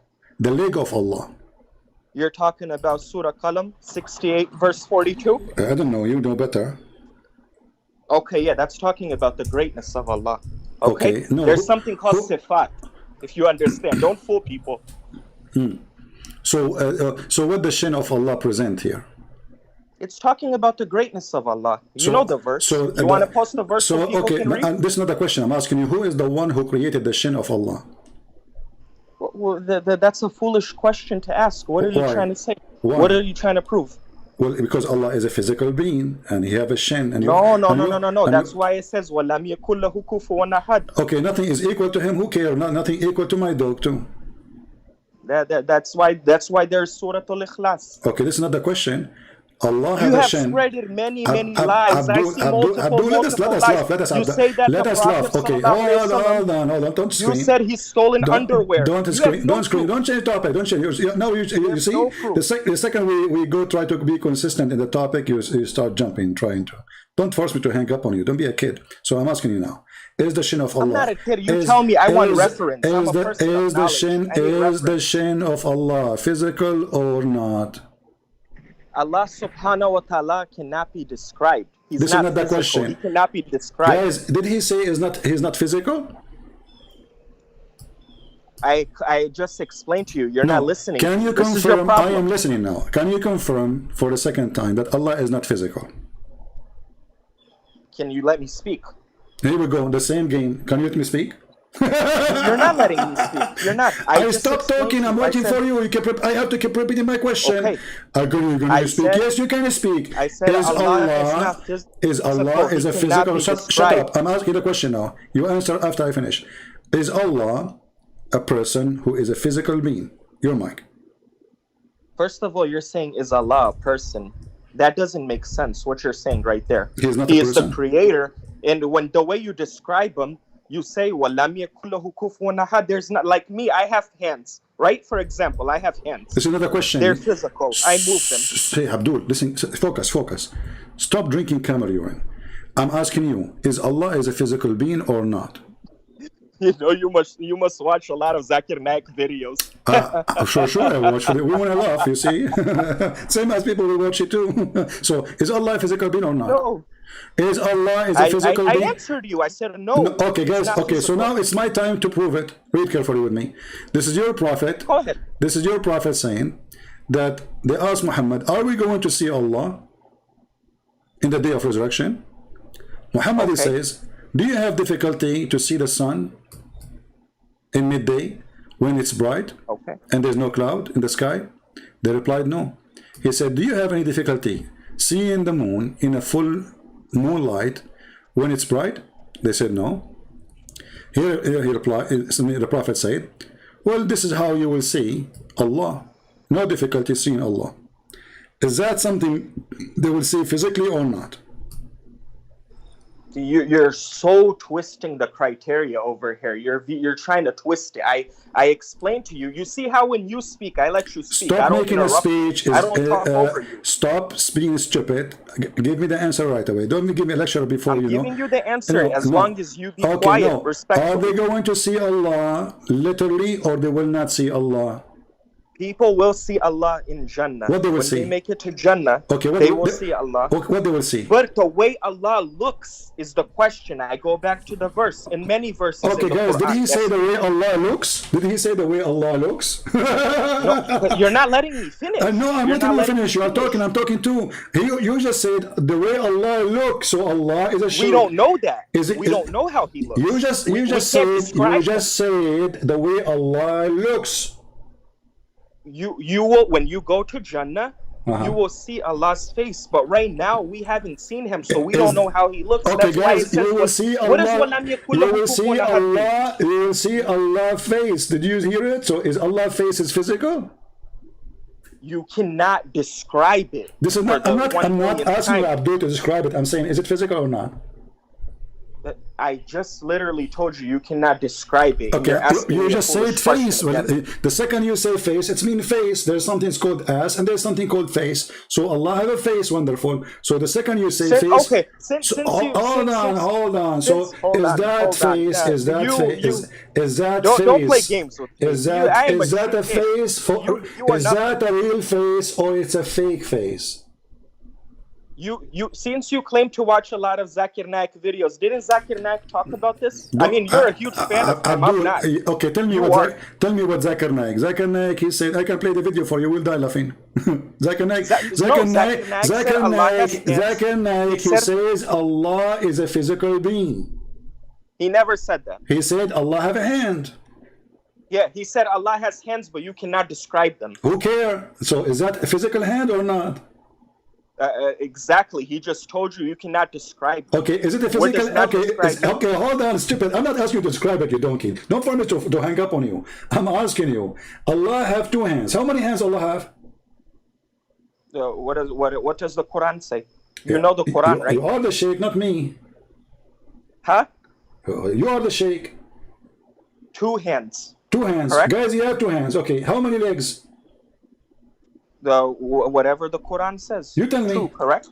2? Correct. Where it says you have two legs. Can you show me the verse? 2 hands. 2 hands. You cannot hear No, me? I ask you about just go stupid idiot. I'm not here to play with kids. Don't call me again, stupid. I just asked you about legs and you said 2 legs. Everybody heard you. Potato. Where does mosquitoes come from?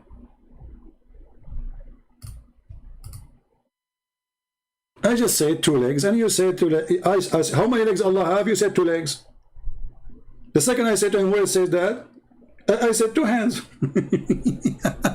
No time for kids. Abdul, potato. You are a joker. Your God Allah, even He have a shape. And not only that, He changed His shape. Like what the heck? He is, brother, He do play hide and seek. What? Allah, He will come to them in a shape. Yes, brother, and they will not recognize Him. Then, brother, what will happen after? Allah, He will go to His bedroom and He will change His shape. Like what? Allah have many shape. We ask him, is Allah physical? The coward, he said, no. Read carefully. Allah will come to them in a shape other than they know. Like what the heck? He just told me nobody can describe Allah. He just told me nobody saw Allah. Is the face of Allah is a physical? Nobody can describe Allah. Like this is not the question. Now suddenly the Muslim, they know how Allah look like. So look, Allah will come to them in a shape other than they know. And they will say, I am your Lord.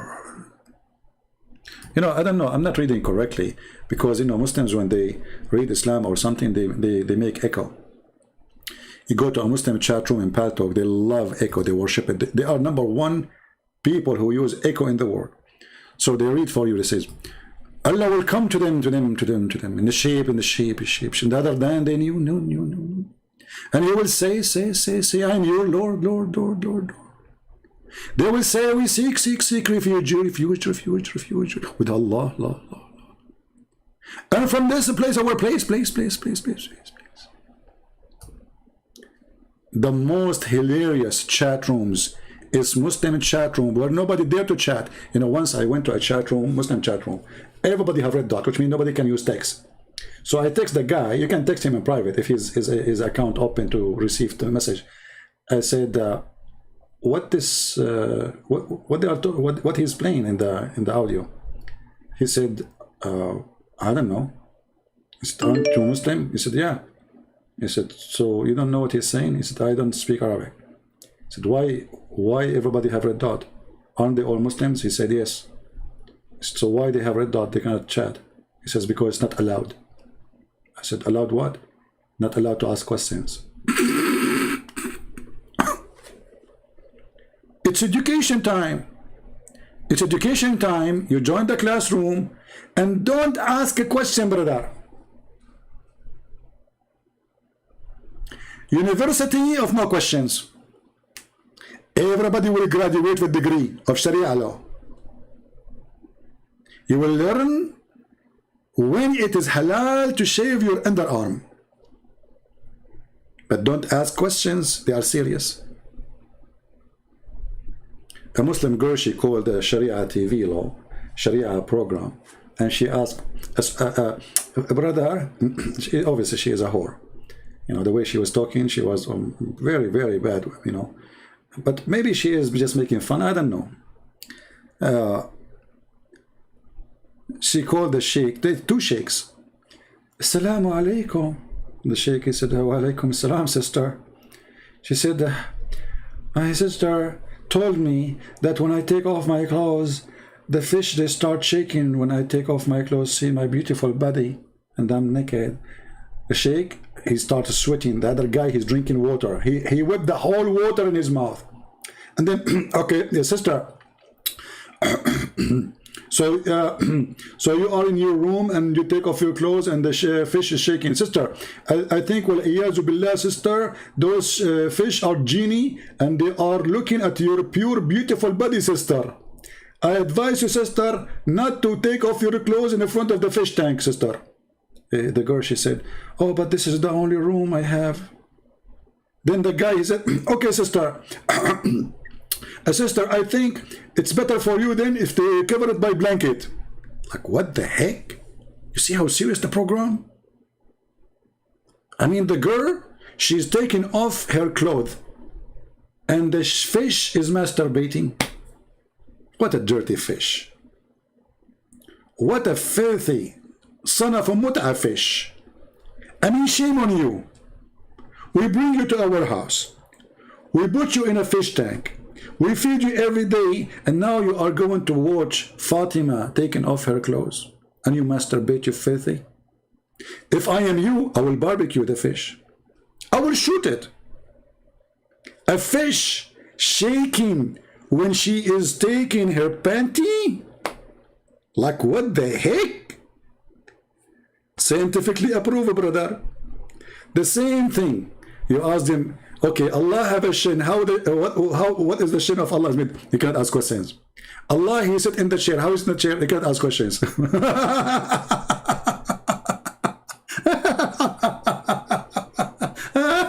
Unbelievable.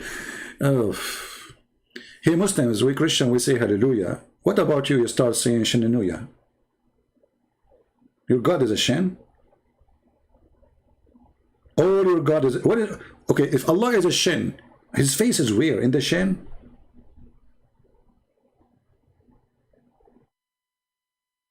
That's deep.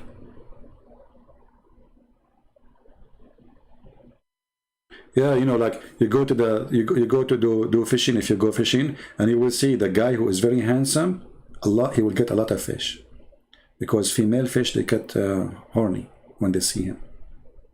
You know, I think that the male fish, only the one is coming to me. You know, they are those homosexual fish.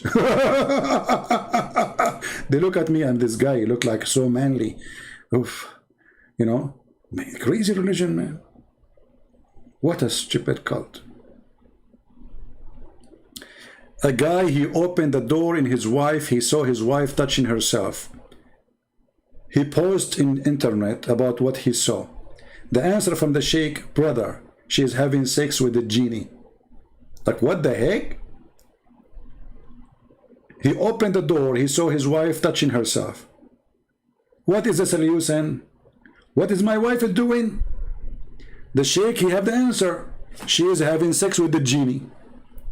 It's not like this Abdul is a stupid. He should go and he jump in the bed instead of her touching herself. No, it is the genie having sex with her. Like, what? My friend, Islam is a pure logical religion. And everything there is what the word? Scientific, sorry.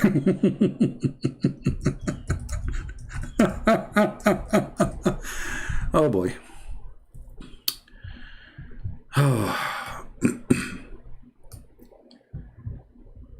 What we can say? What we can say? You can say nothing. A question. All this knowledge is coming from the pure prophet, brother. Can a jinn have sex with my wife? Look at the question. Like, what? Brother, what? This is the question? Answer. When a man has intercourse, this is the hadith, with his wife, and does not say the name of Allah, and he said the prayer, the jinn, the shaitan, will coil around his urethra, I'm saying the word correctly, and has intercourse along with him. Like, what the heck?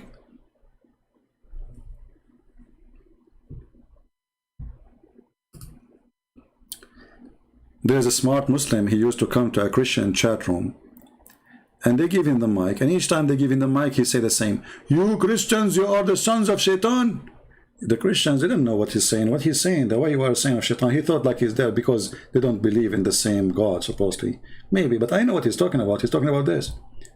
So the admin there, he sent me a message, says, can you please get this guy busted out? We didn't know what to say to him. I know you can do it.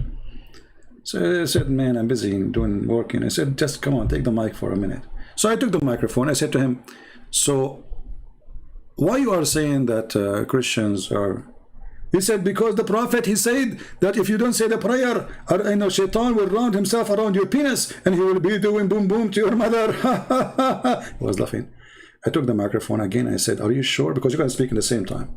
He said, I'm sure, but so absolutely. I said, this is Sahih Hadith. Are you sure? He said, I'm very sure. Very sure. You are a son of Satan. I said, are you sure? He said, the 3 times you idiot. How many times I need to repeat for you? Because Muhammad, he asked 3 times always. So I said, well, based on what you just said, Muhammad himself is a son of Shaitan, because Muhammad's father, he was not a believer, and Muhammad's mother, she wasn't a believer. Therefore, when he did boom boom to her, he did not say the prayer. Therefore, Shaitan, he wound himself around the penis of Muhammad's father, and he was doing it all night to his mother. I should say the Abdul. He took the microphone. May Allah curse you. May Allah kill you. You are smart like the devil. Hey, Abdul, take it easy. It's you who said to me this is true. What's wrong with you? I asked you 3 times, are you sure? You said, I'm sure. Are you sure? That's why the Muslim, they say in the article, if a Christian prince, he said, I am sure. Are you sure? Hang up. Like, what the heck? When you hear a Christian prince saying to you, are you sure? you should hang up and claim that your internet is lost.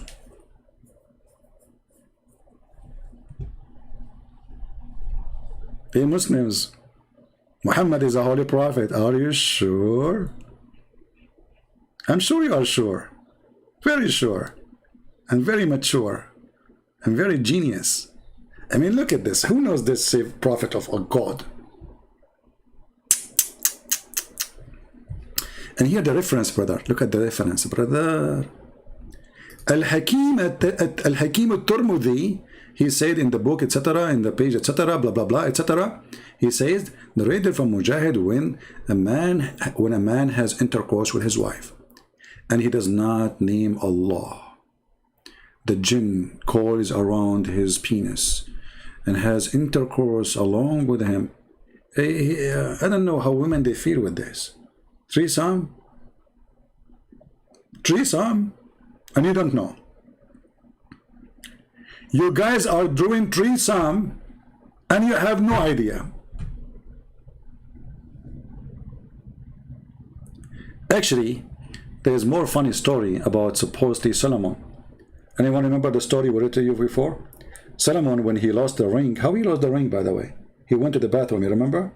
He went to the bathroom, he gave it to his wife, her name is Jarada. So, Shaitan, he took the look of Solomon, brother, and he come to the wife, and he made himself, he just left the bathroom. She gave him the ring, and by wearing the ring, he controlled the kingdom. Same, a very nice cartoon movie. And then the wives, and he ordered soldiers to kick Suleiman from the palace. Like, what the heck? The real king now is out of the palace. But the wives, when Suleiman, he went to the bedroom, they noticed that he is so good in boom boom business. This is the mistake of the devil. He was doing boom boom to the wives of Suleiman non-stop, like one after one after one. They said to him, don't you want to eat? Aren't you tired? No, we want to continue.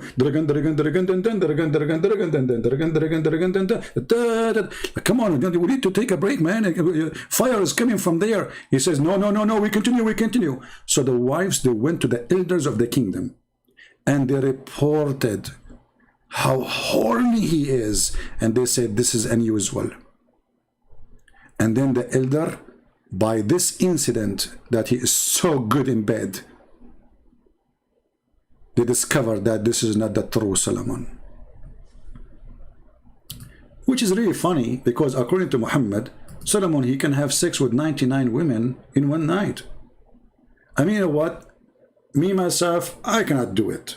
I mean, 97 maybe, 96 to be honest. You know, like, okay, that is not to exaggerate.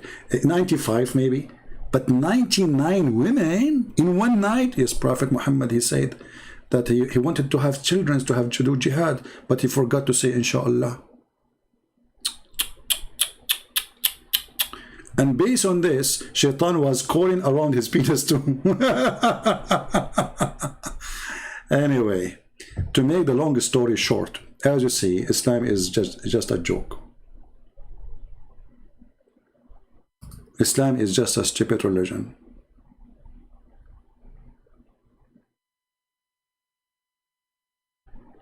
You cannot be really a serious person and you believe in such a madness. I hope people, they learn good today. And do we have any Muslim want to say anything? If there is any Muslim want to say anything.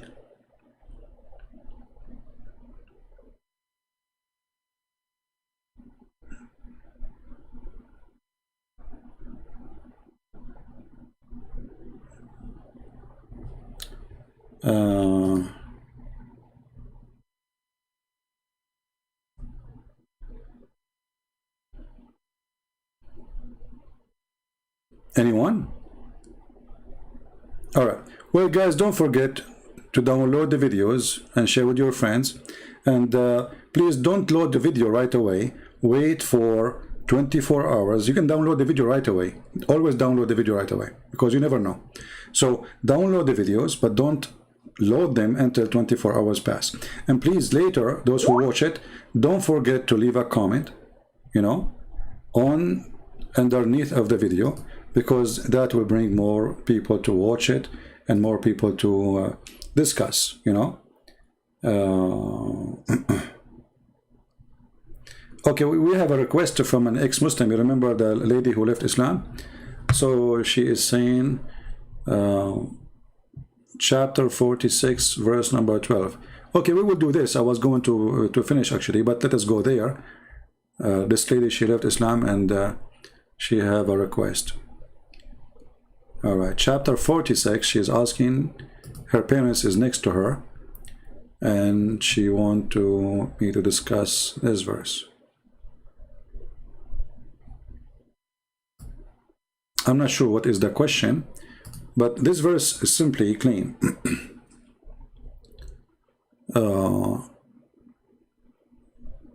In order to understand it, you have to read the verses before it.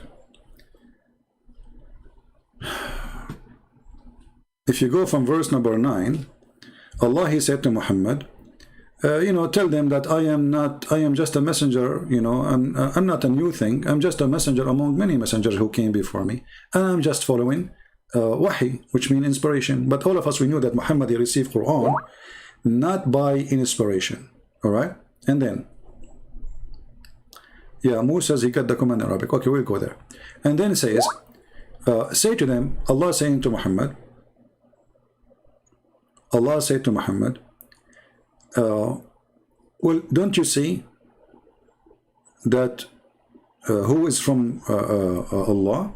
Will we see who is from Allah or not? Because Muhammad cannot be from God anyway. Let us say, for the sake of argument, Allah was the God. But if Allah is the God, He will not say stupid things. He will know how the earth is created. He will not say in one verse He created the stars first and the mountains second, and then in a different verse He said the opposite. So obviously we know that Allah is a fake God. Now we continue. And there is a witness supposedly who is witnessing to Muhammad. So a person who is a Jew, the Muslim, they claim his name is Abdullah ibn Salam. But just to confirm to you, there's Jews, they don't call the word Abdullah. They don't use the word Abdullah. That is a false name. All the names you see here, they are fabricated. After they convert to Islam, Muhammad started giving them different names. And even Muhammad himself, he is not the son of Abdullah, because if Abdullah was a Muslim, or Abdullah is the father of Muhammad, then he should be a believer. But Muhammad, he confirmed that his father is not a believer. And you will notice that all the uncle of Muhammad, they are Abdul Manaf, Abdul Uzza, they are the slaves of idols. And the father of Muhammad should be one of them. They changed the name to. So then he says that there is a witness on this, he is a Jew. And then those who disbelieve, they say,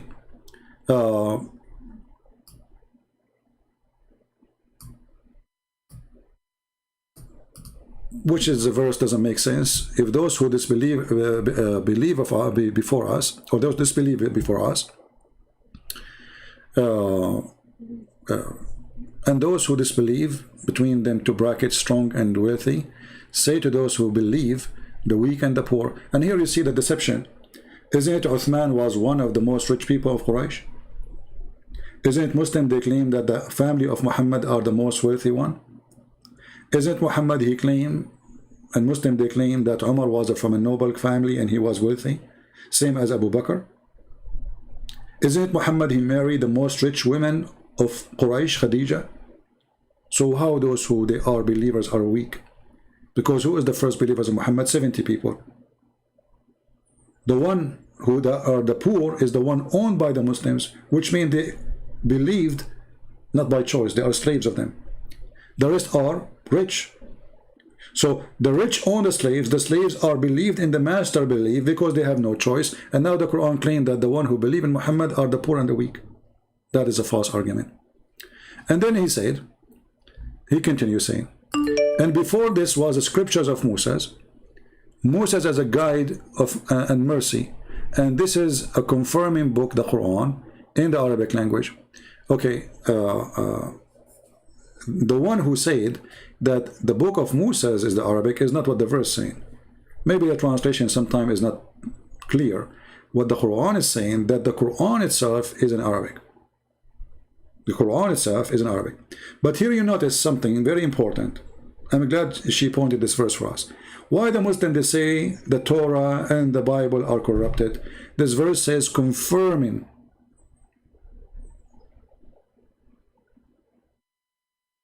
The book of Moses confirmed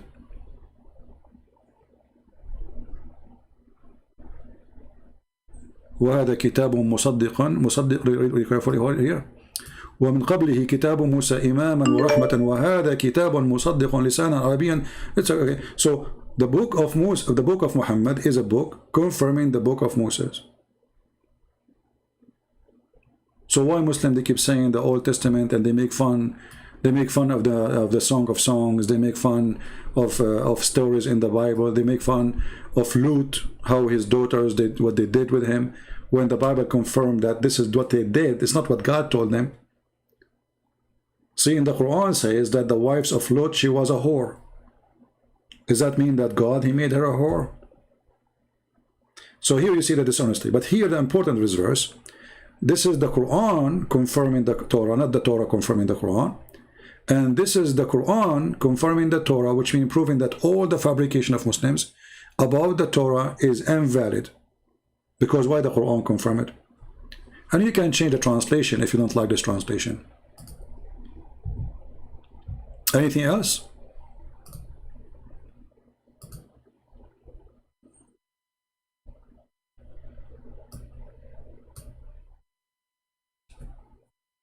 Any other question? So this verse is not saying that the Torah is in Arabic. This verse is saying that the Quran confirming the Torah, which destroy everything Muslim they claim. Anything else? And there's tons of verses in the Quran confirming the Bible and the Torah, starting from the beginning of the Quran. As you see here, chapter 2, verse number 89. And when there's come a book, a book of Allah, confirming what is with them. You see, it says what is with them. In the Arabic is so clear. مُصَدِّقًا لِمَا مَعَهُمْ. Some false translation, they say to you, what was with them. This is what Arabic says. You can copy the Arabic actually. You can copy it and post it in Google Translation just to get them busted. All right. So the Quran always confirmed the Bible, and the purpose Muhammad was saying that at that moment, Muhammad was trying to make the Christians accept him as a prophet. So he was going with them. We confirm, we believe Isa was born of a virgin. And the reason Muhammad, he called Isa Isa, I believe that because he thought that Maryam, the sister of Aaron, she is the mother of Jesus, according to the book of the tradition, not the Bible. The Bible says that this woman, she did not have children. The Bible never mentioned that she married and she had children. But according to some tradition books, this is what Muhammad heard from the Jews, that Maryam, she is the sister of Aaron, and she have a son, his name is Isa.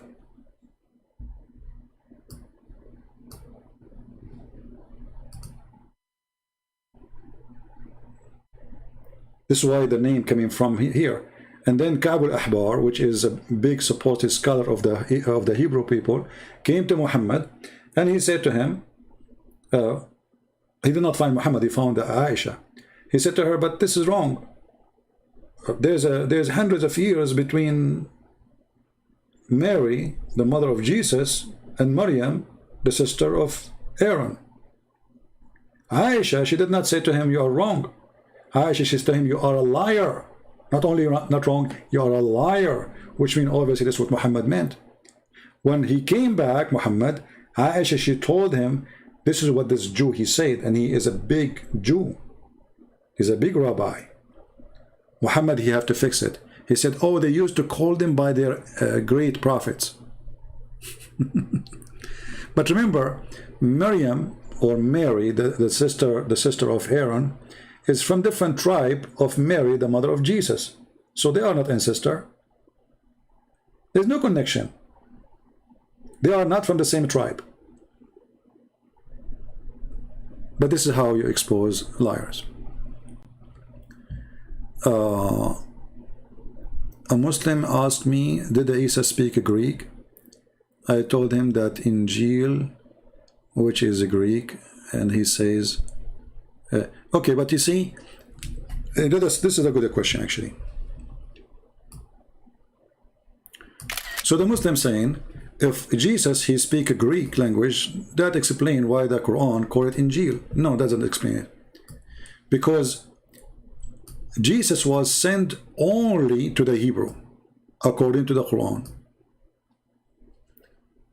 Bani Israel. And that's what Muslims they say. They say every prophet was sent to his nation, and they claim that Muhammad was sent to all mankind. So if Jesus he was sent to the Jews they speak Hebrew. The Greek language is the language of the enemy. The Jews, they are fighting for their freedom. They are under the occupation of the Roman.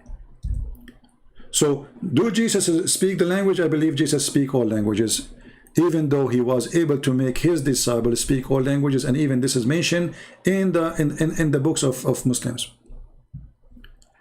But you will notice here that the Quran keep repeating that Allah he sent down the Injil, but the Injil is a Greek word. That means Jesus, if he was sent to the Greek people. He was not sent to the Hebrew, based on the Quran.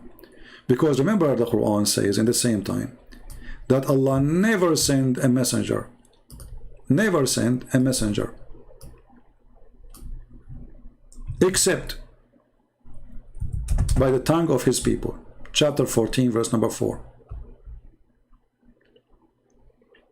So the Quran make it clear that Allah will not send a messenger unless he is from the people, which means he will not send you a messenger, he's from different country, from different ethnic.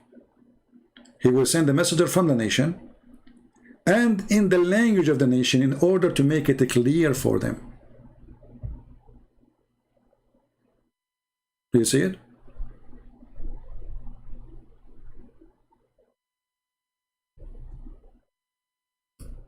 So if Jesus was a messenger sent by Allah, as they claim, and then the book of Jesus is in Greek, as the Quran say, then the stupid Allah, he miss the map. He think that the Jews, they live in Greece.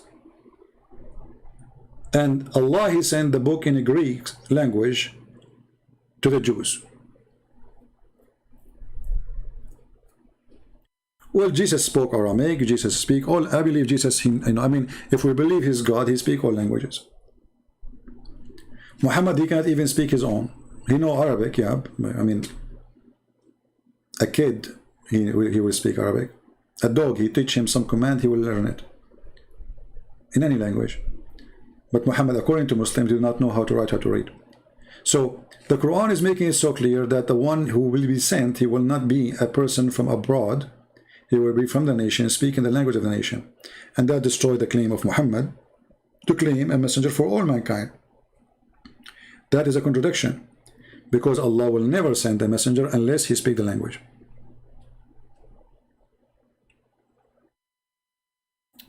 Any other question? We have Mr. CYKA. He was 35 years as a Muslim, and now he left Islam. I'm so happy for you, my friend.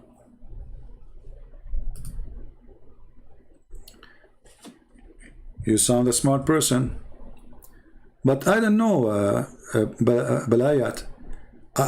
You know what? I'm going to try to help you to go back to Islam. Do you know now what you lost, my friend? Don't you want to get the virgins? I mean, what's wrong with you? Don't you want to see women jumping all over you like monkeys? Why you leave Islam? Don't you want to have 70 years orgasm? I mean 70 years, not 69. To be honest with you, if 69, that will be a problem. I mean, it's short. But alhamdulillah, it is 70 years orgasm. And you leave Islam, brother. What's wrong with you? And not only that, the Prophet of Allah, he promised you that you will have an endless penis. There's somebody in the front of my house. No, this is not somebody. This is a penis there. Oh, there's a car going over it. Oh boy. A big truck. The city, they are taking it off from the street. Look, what? Don't move the penis. This is a penis of a Muslim believer who promised to go to Allah. Endless penis. I mean, what the Chinese would do with it? I mean, you know, in China, they eat everything. They see your penis going in China, they think that it's a sausages. Or they will think it's a snake or something. Endless penis. I mean, those promises, by the way, they are very logical.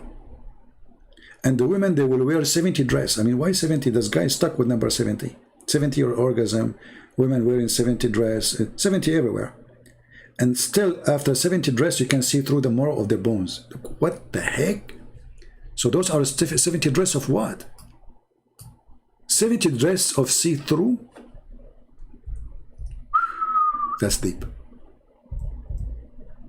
I mean, we have to agree that this is very deep. Brother, look at this hadith. Look how beautiful. I'm just trying to help you to remember what you are missing. So maybe you would say Shahada again. He swear by Allah. He says, every one of you will have 2 wives of the Houris. Between 2 brackets, they were so beautiful and pure transparent. I mean, come on. Let's hold on. How many of us always we wish that things are transparent? We say we want transparent government, we want transparent rules, we want, you know, and now the wife is herself is transparent. The days where your wife, she can take your credit card and she hide it in her purse is over. If she put it under her bra, still you can see it. If your wife, she go to the refrigerator and she eat your hamburger, you can see through her belly. Women, they cannot hide anything from us no more. Finito, women. The game is over. You try to hide it, you try to take it. My husband, I did not take your credit card. Hello, I can see it. What's wrong with you? I can see through. I can see through 70 dress. I can see the marrow of your bones. And brother is going to be very sexy, and you know it. I mean, I don't know how many of you have a good imaginary. I think none of you have good imaginary. Let us be honest here. The Holy Prophet, he gave us a holy description of the women in the heaven. What the women in the heaven will do? Brother, I don't want to show you a picture of somebody, you know, so I prefer to show you a picture of one of my wives. This is one of my wives going shopping. And look, she is very conservative. I mean, you can tell. And brother, you can see everything.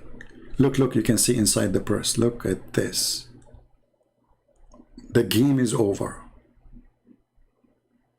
They can't play with us. All of this, alhamdulillah, because of the wisdom and the promise of Allah. The dream come true.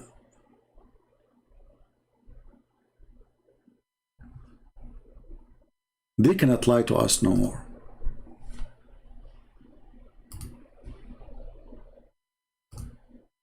I don't know if it's going to look good if this is your mother-in-law. I'm not sure about that. Or but anyway, let us assume that this will be only for the good-looking women. You know, good-looking women. Look at this. Who can resist this? Let us be honest here. You are now in heaven, and the beautiful whore is laying down. or she is doing this. Look, I think this is very tempting. I should change it. Come on, we cannot do that. What about this? Like, what the heck? Man.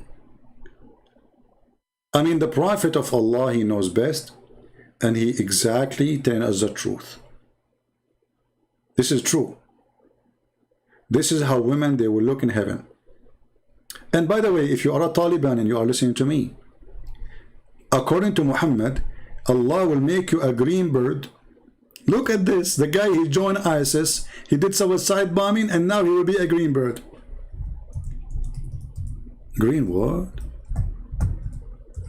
Green bird, brother.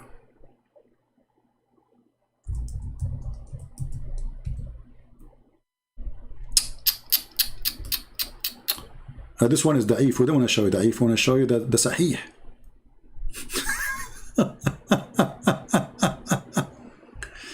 Yeah, the sahih. Don't show me the da'if. Okay, this one. Allah will put the soul of the mujahideen inside a green bird.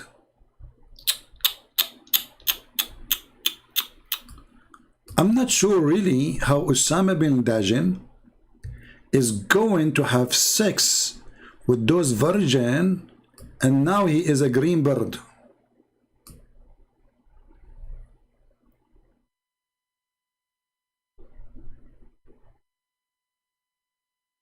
Allah will put their spirit in the crops of a green bird, which go down to the rivers of paradise and eat its fruit and nestle and in lamps of gold. Like, now look, you are a bird, but now you're drinking in a cup made of gold. I mean, isn't this beautiful? So the poor Abdul, he joined ISIS. He is desperate now to go and have sex with the women. He go there, he found himself a chicken, a green chicken. The woman, she will say to him, how we will have sex now? He will say to her, pop, pop, pop, pop, pop, we use the peak. Pop, pop, pop, pop, pop, we use the peak. She will say to him, you will peek me? Yes, we use the peak. Pop, pop, pop, pop, pop, pop. That's amazing. That's so beautiful. That is a promise of a holy prophet. Only prophet of Allah can come with such a chicken promise. All of us, we wanted one day to become a green bird.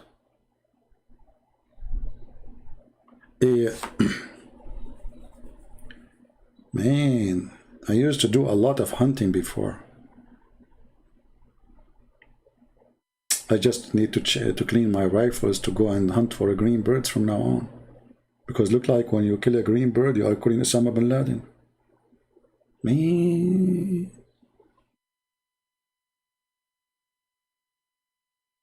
What is my sniper rifle? Anyway, I don't know. This guy who left Islam, I feel sorry for you, to be honest with you.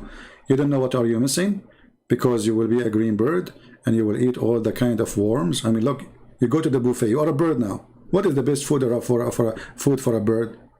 Worms. You go in the open buffet, you will find all kind of delicious worm.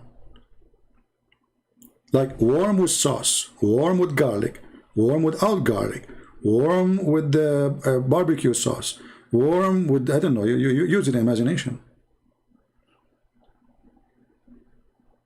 I remember once when I was in Thailand, there was a woman selling cockroaches. Honestly, cockroaches, big one, a huge one. And she said, she don't speak good English. To her, what is that? It's cockroaches? She said, yes, it's good for boom boom.